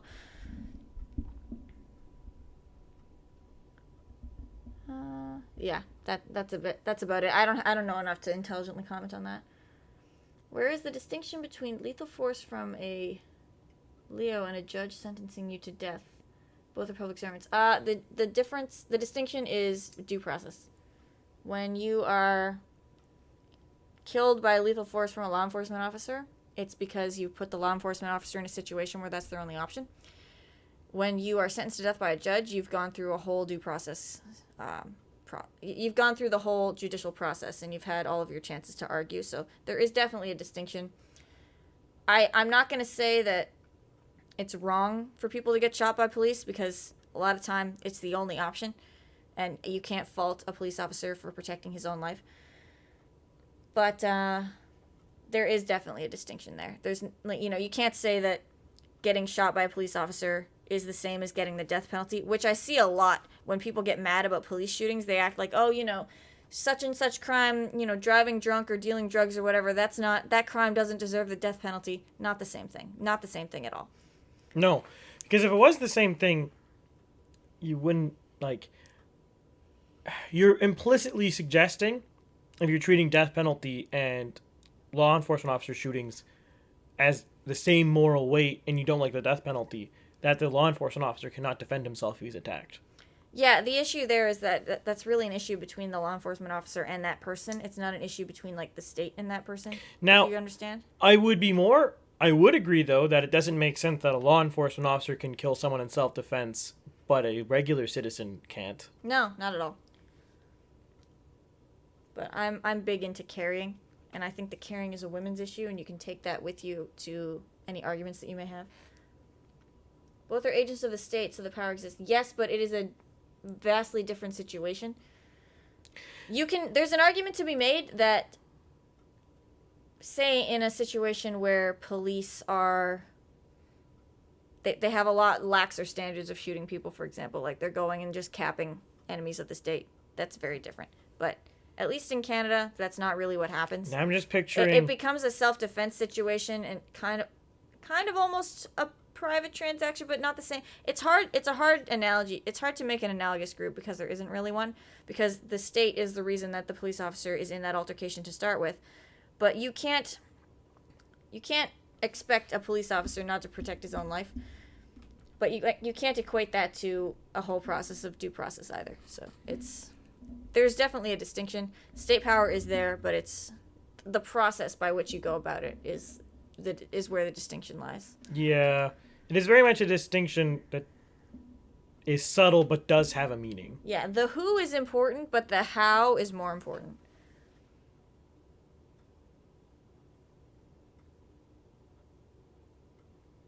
Not so erudite, would recommend. We'll check that out. If a cop can do it, a judge should have the same power. I don't know if it's the same, but I don't have a problem with the death penalty, so. Yeah, no, I'm not going to tell you you're wrong. What is the...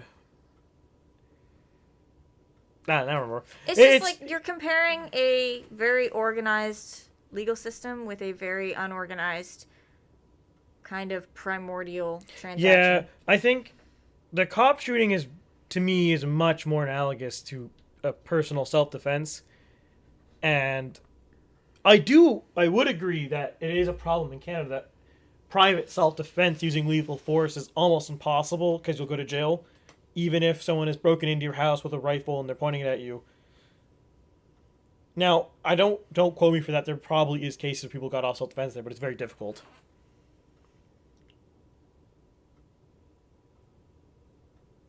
You think a lot of Canadians have the same visions of us, however it is not talked about by the media and politics. What do you think about that?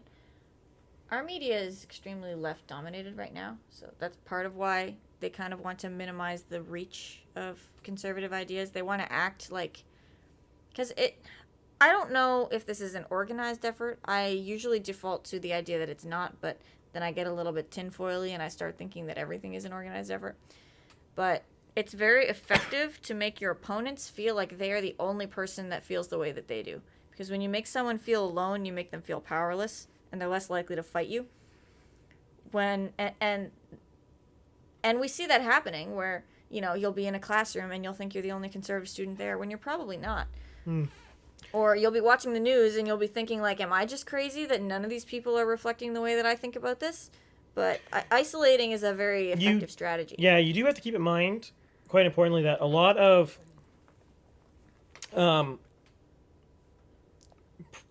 biased media sources, for example, let's say CBC, do intentionally seek out people on either side of the issue who have the most extreme opinion and try to say that 60% of people have this extreme opinion, but only 40% have this one, kind of thing. And they often do this by citing polls, and a lot of these polls they cite are completely bullshit. They are not scientific because the questions are inherently biased, or they are polls that are inherently meaningless because you are not talking about like dollar figures. For example, every single poll that asks how much money are Canadians willing to spend to fight climate change answers about $100. So if you look at that, the answer is really the government should really do nothing more, because currently everyone's spending about $100 fighting climate change based on the current carbon tax. Then you ask polls without that dollar value, and you're like, should we do something about climate change? And everyone says yes. Well, that poll, the second one, where they didn't ask the dollar value, was a propaganda poll, because you removed the important context, which is how much resources should we fight it with. And a lot of media does this intentionally to divide people, because most people are in the middle. I've had conversations with friends, family members who are much more left-wing than me. And once you cut through the buzzwords, you cut through the wedges, and you finally walk through to the core issue, you agree on most of the results. And it's shocking, because you don't think that. Like, you see someone, one of my friends was, a real example, was talking about how bad the Floridian parental rights and education bill is because it's banning conversations about sex. Though, after correcting some misconceptions about what the bill actually was doing, and cutting through all the buzzwords and cutting through all the topic and we actually discussing into it, we ended up agreeing on the same solution. She wanted her school, if she were to have kids, to teach her kids about stuff like this. I didn't. So the solution is school choice, so we can each pick the school that we want to send our kids to. Shocking how more choice usually solves these problems. So in the end of the day, we had the exact same agreement.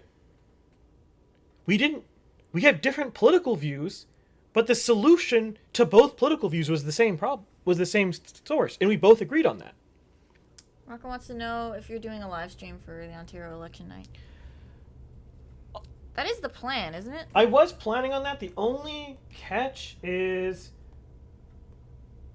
bear with me here. Oh, I think that conveniently lines up with my off Friday. So if I have this Friday off, yes. Or if I can book a vacation date, yes. Because election nights go late, so I don't want to screw up my work the next day. The next day would be a Saturday. It's a Friday. It's June 2nd. Oh, it's a Thursday. Okay. There's a reason he keeps track of these things and not me. To be fair, at one point, a bunch of my commenters corrected me that I thought it was June 3rd. Yeah, you need to end your channel now. Yeah? Wasn't that the consensus? Yeah. You got it wrong. You got to delete your channel. Yeah. I broke the promise, boys. Or girls, if there's any of you here. According to my channel statistics, I have statistically 0. All of your female viewers might be you sending me your But videos. if I watch... Apparently, if you aggregate over a long enough time, I have female viewers. It's just me. We need to cancel the great... Yes. Yeah. Canceled. Yep. Just get that trending on Twitter. Mm-hmm. Cancel Bagel polling. No one knows who he is. Yes. That'll get you more publicity than just not getting canceled. He has 8 tweets. You have 8 tweets? I think so. Wow, that's a lot more tweets than I thought. At Bagel Polling. Follow, by the way. Yeah, follow for good memes. It's great. Did you assume our genders? Yes. Yes. Yes, some guy 527. I assume your gender is based off of statistics. Of what you told YouTube that you are. Yes. Which I don't even know when they ask you that because I've made a couple of YouTube channels in my day and I don't remember ever clicking that box. Okay, hear me out. I clicked Clearly, it on Twitch. YouTube uses their algorithm to figure out which videos you watch and then decides if you're a boy or a girl. Oh man, it sees all my watch time on that Chinese woman that makes everything by hand. Yep. You classify yourself as a woman by watching women make things by hand. Yeah, basically. Screwed yourself. I'm clearly a guy on YouTube because I watch things about polls. Politics? I don't know. YouTube knows everything YouTube is going. Yes. I assume we must have clicked that box Clearly, in our Google so accounts I'm at some sure point. some of you might have been aware. I think it actually ended up happening. The Liberals wanted to remove the references to God out of the national anthem. Which sounds Clearly, silly on an already shitty anthem, by the way. Our anthem is boring as fuck. So clearly, instead of doing that, they should have replaced the references to God with YouTube. YouTube, keep our land glorious and free. Oh my god. Oh, Susan, God. please. That is a take. I should have found something more interesting to rest the screen on than just... Yeah, I mean, my viewers are champs. You guys are champs. You look at maps all the time.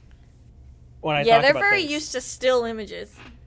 It was silly when Someday in the future, I'll have a better background. And all of us command. Isn't that better? It was bland to start with, now it's even worse. Wait, what did they try to replace God with God Keep Our Land? I don't think that one stuck because it What was it? Oh, it doesn't work. I need to find this. I need to find it. It's weird in a way when you talk about something that's like... It's strange, honestly. Like, you see situations... Quebec is really famous for this, where they just, like... The desire to be secular is just so strong that you can't have any references to it. To anything religious at all. The weird thing, though, is that our, the French and the English version of the anthem, not the same anthem. Not even close. The French is completely different. I think it's the French actually one kind came of cooler. first. Probably did, yeah. Let me find... Oh, man. Canada.ca is not helping me here. Canada. Honestly, so this is a cold take. Stats Canada's really bad at publishing data. They don't know how to publish data in useful or good formats. You love American data, though. Not even just American. Every other country I've looked at publishes their data in a more useful formats. They'll put it in like a nice, concrete, succinct spreadsheet. Whereas Canada likes putting it in like tables, HTML tables. Who wants HTML tables? I don't know. Lexie, Mike is specifically saying this to you, that most nationalist Canadian position is to be unnational and anti-American. Yeah. I hate that that's true. Well, because Canada is suffering from an identity crisis and that we don't have one, and the best that we can come up with is that we're not America. So, I personally think that in a long enough time horizon, I don't think Canada's going to persist as an independent nation just because either we're going to break up into a bunch of little pieces or we're going to be absorbed by the U.S. because Canada doesn't have a national identity that's distinct from the U.S. other than being anti-U.S. And that's just not sustainable. If you don't have a distinct national identity, you can't actually have your own founding myth or unifying principle to unify the people around. And Canada doesn't have a founding myth, especially these days, because progressives like Trudeau have basically tarred and feathered all of the original prime ministers like John A. Macdonald. So you can't even look at them. So we have no founding, unifying vision of Canada. But our identity is to have no identity, says Mike. Doesn't that make sense? Yes. Literally. Makes perfect it sense. hurts. And it's funny, too, because Trudeau, when he was first elected, said Canada's the first post-nation state, which Gross. makes no sense straight up, because what? That just sounds like a bureaucratic entity. But second, the problem with that is the only reason why a state is coherent is oppression or ethnic self-determination. We're back to Quebec. If you don't have those one of those two things, your nation's not sustainable. If Luxembourg can do it, why can't we? I don't think Luxembourg is all. I also don't think Luxembourg's sustainable. I think it's eventually going to get absorbed by something. What are some more fake countries? Isn't Belgium. Belgium. Belgium is going to die. If Belgium survives this century, I will eat my pants. Frankly, a lot of pants to if eat, they man. survive 2 decades, I'll be surprised. Like, the Flemings want to separate so hard. They have like 3 separatist parties. They're all separating from each other.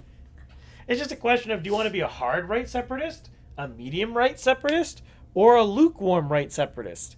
For some reason, Flanders is very right wing. Belgium is France, but with yellow. That's a hot take there. Is it true? I know a guy from Belgium. He's a Walloon. Those are The French kind. French ones, yeah. He The doesn't. French kind. He does not like French people. They don't agree for some reason. Mm-hmm. But this is France we're talking about. Yeah, France doesn't need agreement. I've said this to Lexie many times, but France, as a country that I like studying because it's a very interesting country, is too complicated for human comprehension. France If you is could fucking weird. understand France, that knowledge in your brain would be so dense, you would create a black hole. The thing about France is that it doesn't follow the trends of any other part of the world anywhere. No, it makes no sense compared to anything else. And that's why Quebec is so confusing, because Quebec is a little slice of France in that regard. Some French guy- thought is weird. Some guy, I think you're right.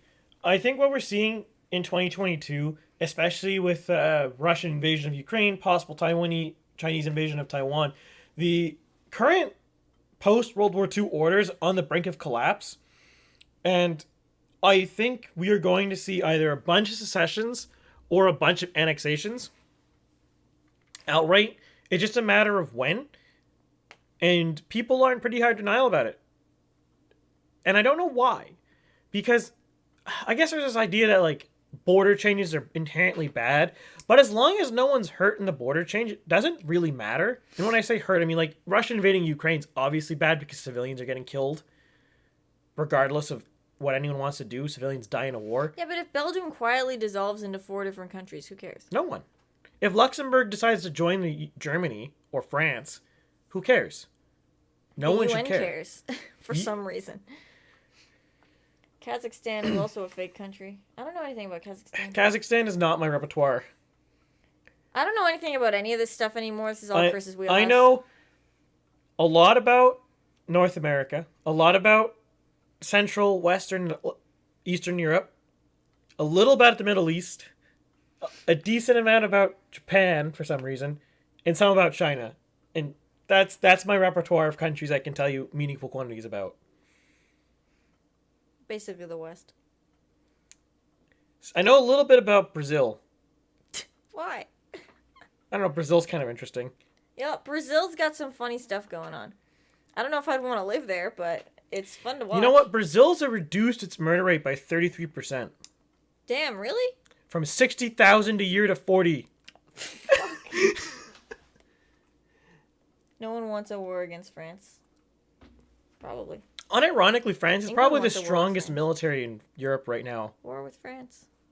I know England was thinking about it for a few minutes a couple of months ago. France also has the military in Europe that actually has the most military experience because they're always fighting people? Neo-colonialism? That's what I'm going to call it. Okay, France... It's kind of a left-wing term, but yes, Rocco, only 40,000. Yeah. If you look at it, Brazil's murder rate is equal to like half, like the murder rate of countries that make up like 50% of the world's population. So, the thing about...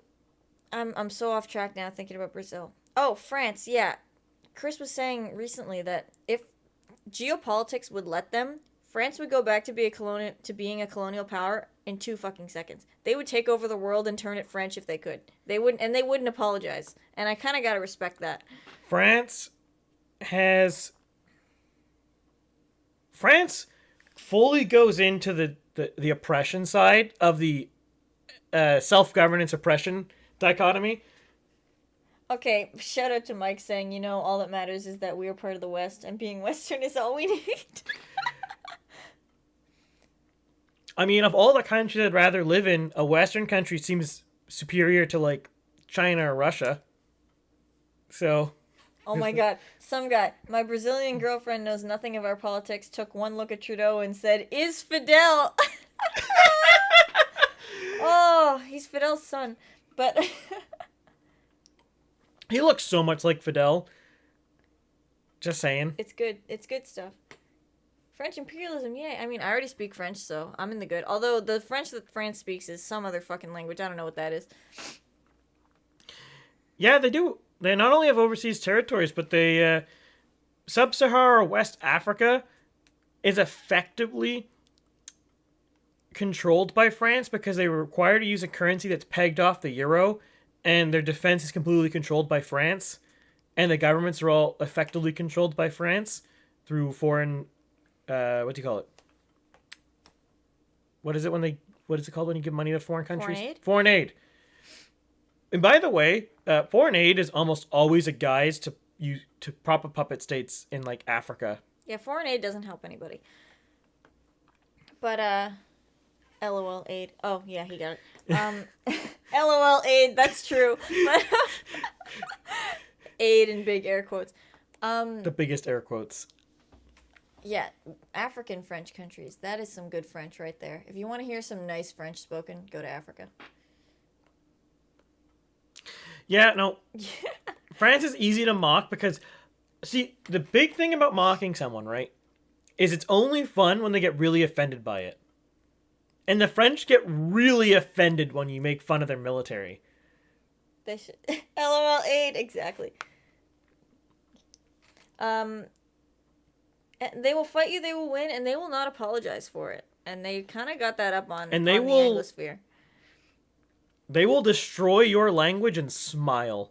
And they will never apologize. Like, you know, the Anglosphere has this like kind of self-hatred thing going on, like, oh, maybe colonialism was bad and we're sorry about it, and you know, we used to be bad, but we'll be better now. France doesn't fucking care. Canada being like, the residential schools were so bad. France being like, Chad, yes, we did it to the Occitans, and we are happy we did it. Wiping languages off the face of the earth. Not... Destroying unique cultures. Oh, that's what gets me up in the morning. France. And then they get mad when their culture gets infringed on. Survival of the fittest, I guess. I mean, fair. I can't really fault them for it. I mean, it's worked for them for so long. I mean, they vehemently defend their culture because they know how much fun it is to crush culture. Mike, I have heard of Kanzuk, and realistically, I don't think it's ever going to happen. But in practice... Sounds like all the shitty Anglosphere nations put together. That's a hot take. Yeah. I'm holding to it. But if it did happen, I'm not sure how much it would actually impact things, because I don't study Canada's export and trade behaviors, but I'm not sure if Australia, New Zealand, or the United Kingdom produce things that we need to import. Uranium? We make all the uranium. Australia makes a lot of uranium. We make all the uranium. Canada owns all the uranium. Oh my gosh. I work with some FFL guys. They did not give us FFL, French Foreign Legion. I don't know. Yeah, that makes sense. I will be right back. I need to make sure that my cat has food. Yeah, I mean, if you think about it, the French Foreign Legion is basically the France being like, we will take everyone who's running from the law in your country, and we will let them have French citizenship if they die for us. Only if they die. What's war without dying? That's a take. Yeah, back to Kanzuk, though. I think Kanzuk is inevitable in Canada, just to contradict myself, if Canada doesn't become part of the US. I think, realistically, Canada either joins Kanzuk and tries to create a separate national identity from the US, or becomes part of the US. I just can't conceive of Canada persisting in its current state where we don't really have a separate identity from the US, but not being part of the US. I think if we put forward 100 years from now, I would bet money that Quebec is its own country and the rest of Canada is part of the US. But Kanzuk is a possibility. And I think it's the only possibility where Canada doesn't become part of the US. We basically, once the current inertia of the global system goes away and secession movements and or annexations become mainstreamed again, which will happen eventually, I think Canada's done. Just a matter of how does Canada go away. Does it become part of Kanzuk or does it become part of the US? And I will say, eventually, the current order will die, because typically speaking, you look at the trend of how wars work and how societies work, and it basically goes every about 50 to 100 years, there's another major international crisis. And we're getting close to about the 100-year point from World War II. So it's going to be probably by 2040, we'll see some major worldwide incident. And the reason for this, the mechanism for this, is the generations who fought the last major war are the ones who stopped the next one from happening. But by the time they're all dead, there's nothing stopping the next one, because the ones who fought it know it was terrible.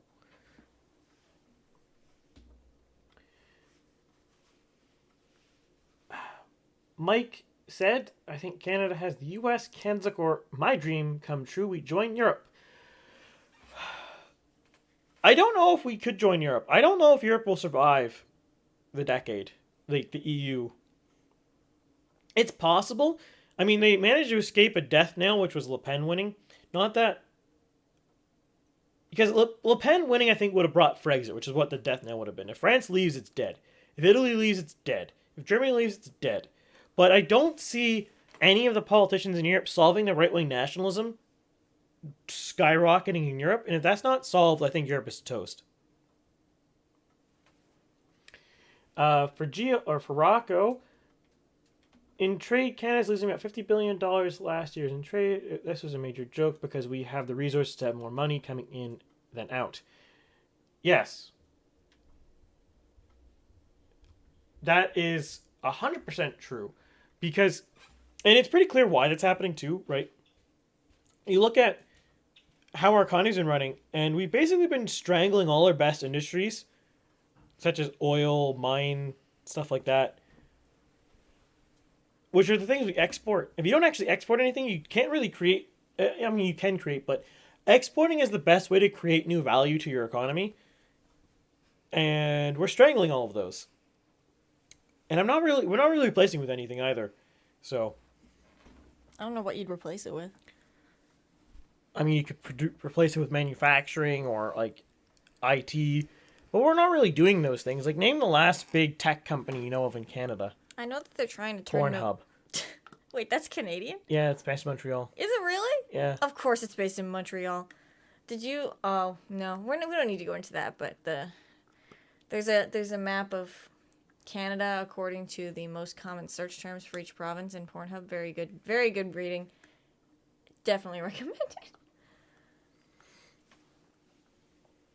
Some guy, I think this country has more dividing it than uniting it. I actually completely agree with that. Like, as my perspective, as a Nova Scotian, born and raised, I feel no offense to you people from Ontario. I'm sure you're wonderful, but like I don't feel any connection to Ontario. I've lived in Ontario for a bit, and it felt like a similar country, but it didn't feel like they had the same issues at all. And it's interesting too, because not to throw shade at the Ontarians in chat, which I think is all of you except for Mike, but when you speak to people from Ontario, there's this perception that there's really not an understanding that the problems of other provinces are that drastically different than the problems facing people in Ontario, which is kind of a weird situation because, like, even in Nova Scotia, it's easy to recognize that my problems where I live are not the same as problems in Halifax and vice versa. He is in Ontario. Yeah, like, I've talked to plenty of Ontarians, and there's a bunch of you guys in the chat. I guess Apple's not one of them. Oh, hello, Apple. All the ones I've talked to seem like great people for the most part. I mean, there's a few bad apples I can think of, but none of the people in chat are. A couple of my coworkers when I worked in Ontario were not great people. But it's just like the issues facing Ontario are not... Like, there's some superficial ones like housing, but a lot of them are just so different and divorced that I don't really feel any connection to Ontario. It feels like a similar country, but a different one to Nova Scotia. And I'm sure Alberta probably even feels more distant as well. Quebec just... every time I've been to Quebec, it's a different country. It's not even... Like, Ontario's a similar but different country. Quebec is just a different country. Quebec doesn't try to be the same country. But they feel very distinct. It's completely different. Canadian first, then an Ontarian. The thing about Ontario is that... I really don't mean to throw shade, but you guys get so much attention from the government, from the media, from everything, that you kind of don't get the chance to kind of understand the rest of the country, because the rest of the country gets no representation, and that's not even your fault. And I'm sure that there are lots of people from Ontario that completely understand that there's different problems, and I don't mean to paint you all with the same brush, but you don't even get the chance to learn because nobody talks about it. Mm-hmm. Nobody talks about the rest of the country. Yeah. It is very much a situation, and I think this is one of the biggest problems facing Canada going forward unity-wise, is, in a way, Ontario is so big it drowns out everything else, so everyone else feels neglected, except Quebec, because Quebec is a problem child who shouldn't, like, straight up, Quebec probably shouldn't be part of Canada. And then we get salty because we're being neglected. Yeah. Like, I can't remember the last time in a federal election or even a leadership race that I paid attention to, where a candidate sat down, talked to Nova Scotians, and was like, you know what? We're going to do these things that are a problem in your area. No, they'll be like, we're going to fund this ferry to Yarmouth or to Maine that no one uses. Why? We're going to federally pay for more transit in Montreal.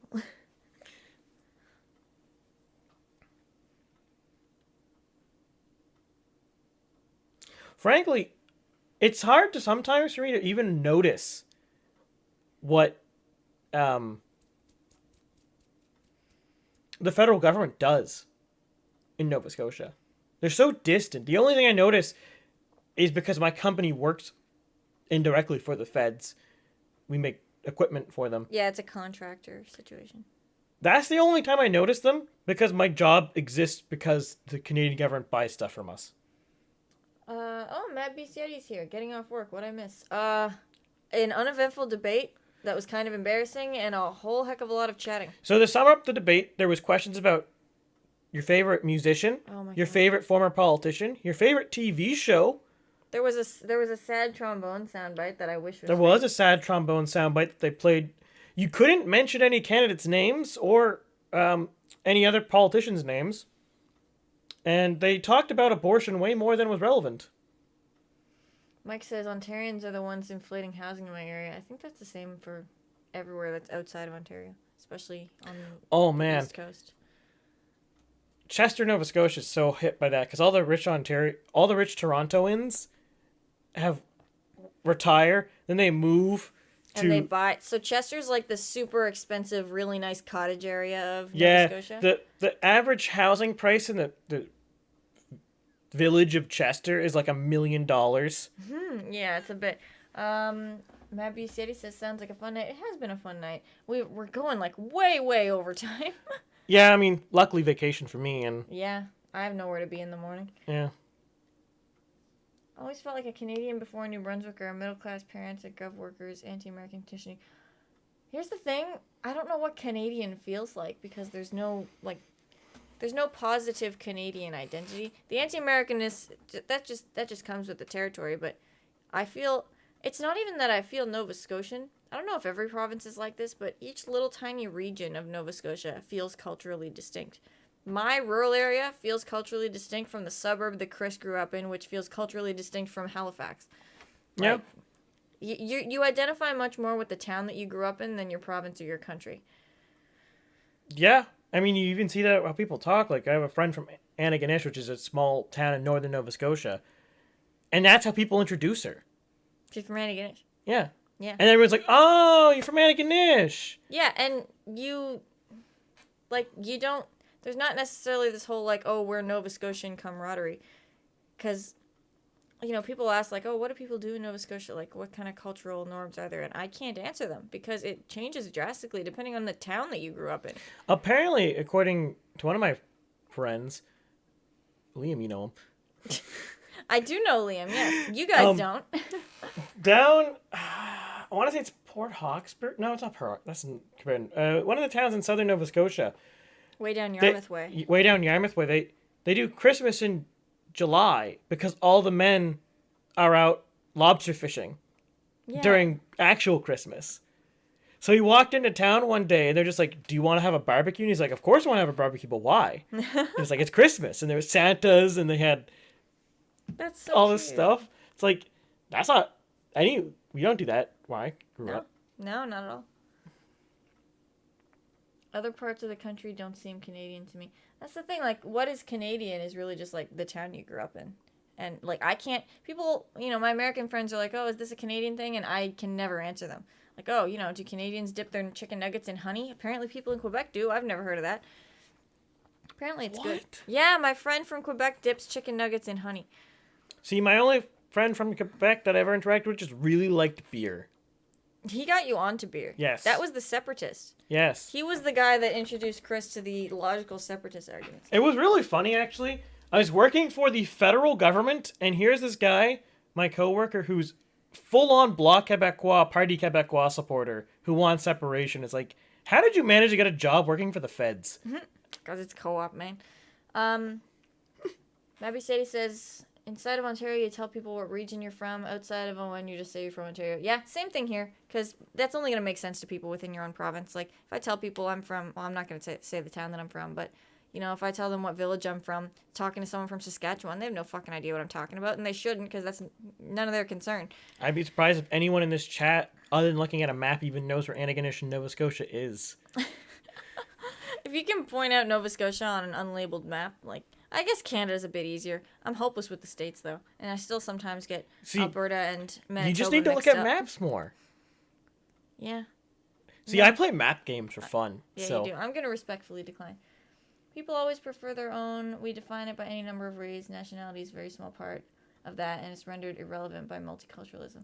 I mean, you're always going to identify more with the people you grew up around, and whether that's your country or your city or your family or what. Like, that's the... there's a small number of people that a human can keep track of, and other than that, Yeah, that's true. Kind of becomes meaningless. Mike, I agree with you and disagree with you at the same time there. So, like, people are more engaged with federal politics, for sure, 100%. People barely talked about the provincial election that happened here last summer, but they talked about the federal election that was a week later, all the time. But the difference is, at least from Nova Scotia, for me, the Fed seems so far removed, even though more people interact with it. It's like the U.S. presidential election. Yeah, People interact with the U.S. presidential election so hard from here. All my friends do, my family does. It's talked about all the time. Who the president of the U.S. is seems so much more important than who the prime minister of Canada is sometimes. But I can't control it, and they don't directly affect me. They heavily affect me, but not in any way that I can point to. Yeah, talking about the federal election, the Canadian federal election, feels like talking about the U.S. federal election. It feels that disconnected, at least for Nova Scotia. Yes, hello, Poncho. I hear you. Apologies for the cat, but cameo from my cat. She's beside herself. Poor thing. But, oh man, I lost my train of thought. Distant, Nova Scotia, Canada, U.S. Yeah, the federal government, I think because they never concern themselves with Nova Scotia, they feel like they're on another planet. Like, it feels like I know that they're there, but they have nothing to do with me. So I don't know about this. Like, I identify with Canadian, quote unquote, because since I'm a person with a lot of online friends, because my social group is very small, you get to learn about me being a bit of a loser today. But I interact with a lot of Americans, and being Canadian in contrast to being American is relevant in that scenario. But if I'm talking about being Canadian as an abstract concept that doesn't really mean much to me, I'm much more... See, I don't even necessarily agree with you. I feel as much camaraderie with my random American gaming pals as I do with random people from Ontario. They feel like the same difference. Oh, for sure. Like, I don't think that I wouldn't say that I'm more familiar with someone from Ontario than I am with an American, but it always just comes up because the dichotomy between Canada and the States is a lot bigger. Like, it just comes up in conversation. Like, these aren't people that I have political conversations with. It's just relevant that I'm Canadian and that they're not, because it happens to come up. And it's funny a lot of the time. So, interestingly, one thing I've noticed from all Americans I talk to is once you talk about how Canada government's structured, they all like, ew, why? Yeah, that's so dumb. Because it's awful. They all universally hate it. I had the same reaction when I learned about it. Ew, why?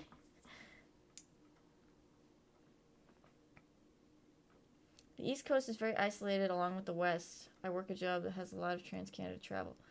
In my mind, there's a major perspective difference between Ontario and the rest of the country. I think that's just because we're in the middle. Because you're in the middle, and because you're kind of like, the joke is that you're the center of the universe, but you kind of are. Ontario is like 39% of Canada by population, so it does make sense that it gets all the political attention. Yeah. But at the same time, it's like... What are you doing, cat?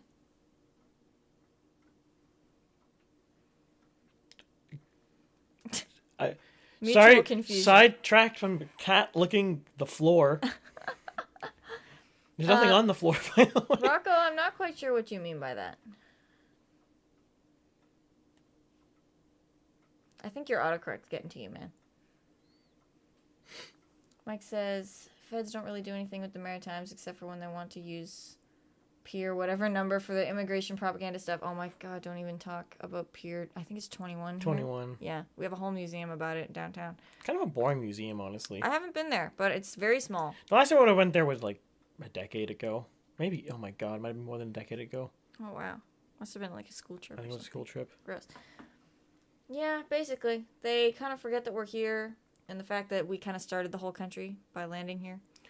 That's why I always find it really funny that the Maritimes like votes default Liberal a lot, because you would think that we would just behave like Quebec and just vote for whoever talked to us, but None of the parties talk to us, but we all vote. The provinces tend to vote default Liberal, even though none of them do anything for us. I think it's because we're all old and the old people are accustomed to voting Liberal. Maybe. It's one of those weird things you notice where just completely ignored federally, but somehow we all always vote the same way. Strange.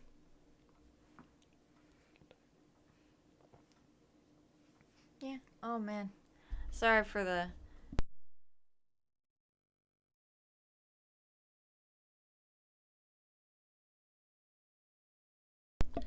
Now, that all said, it is getting late on our end. It's 1 a.m. here.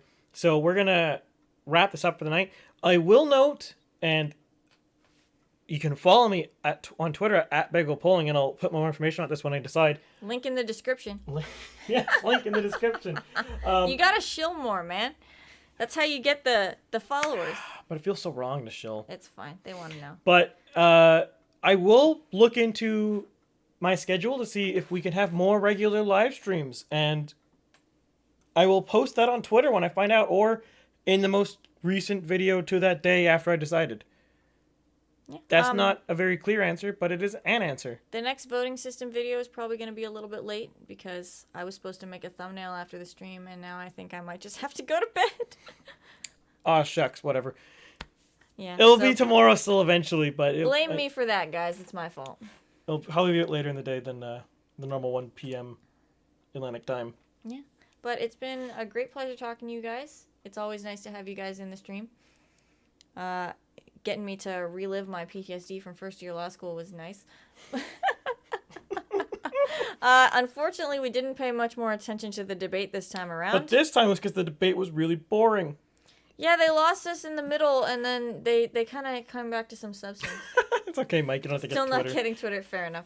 Maybe, like, go in without logging in and just look at the memes that he posts, because they're pretty funny. It's worth it, I swear. We gotta figure out how to get those channel announcements working so you can put the memes on YouTube. I think I need to be monetized. That might never happen. Who knows? Honestly, I'm impressed that I got this many subscribers. I hope Susan doesn't listen to the stream, because you might not get monetized. Nah. But yeah. Stream was better than the debate anyway. Thank you, some guy. Definitely should look into doing it more in the future, because it's a lot of fun. It is fun. With that, though, before we get sidetracked into staying up for another hour, yeah, we all bid you adieu, and we will see you at some future hour. We'll see you in the next stream. Yes. Thank you guys so much, and you guys have a good night. Have a good night, Bagels. Good night, some guy. Oh. 4 hours.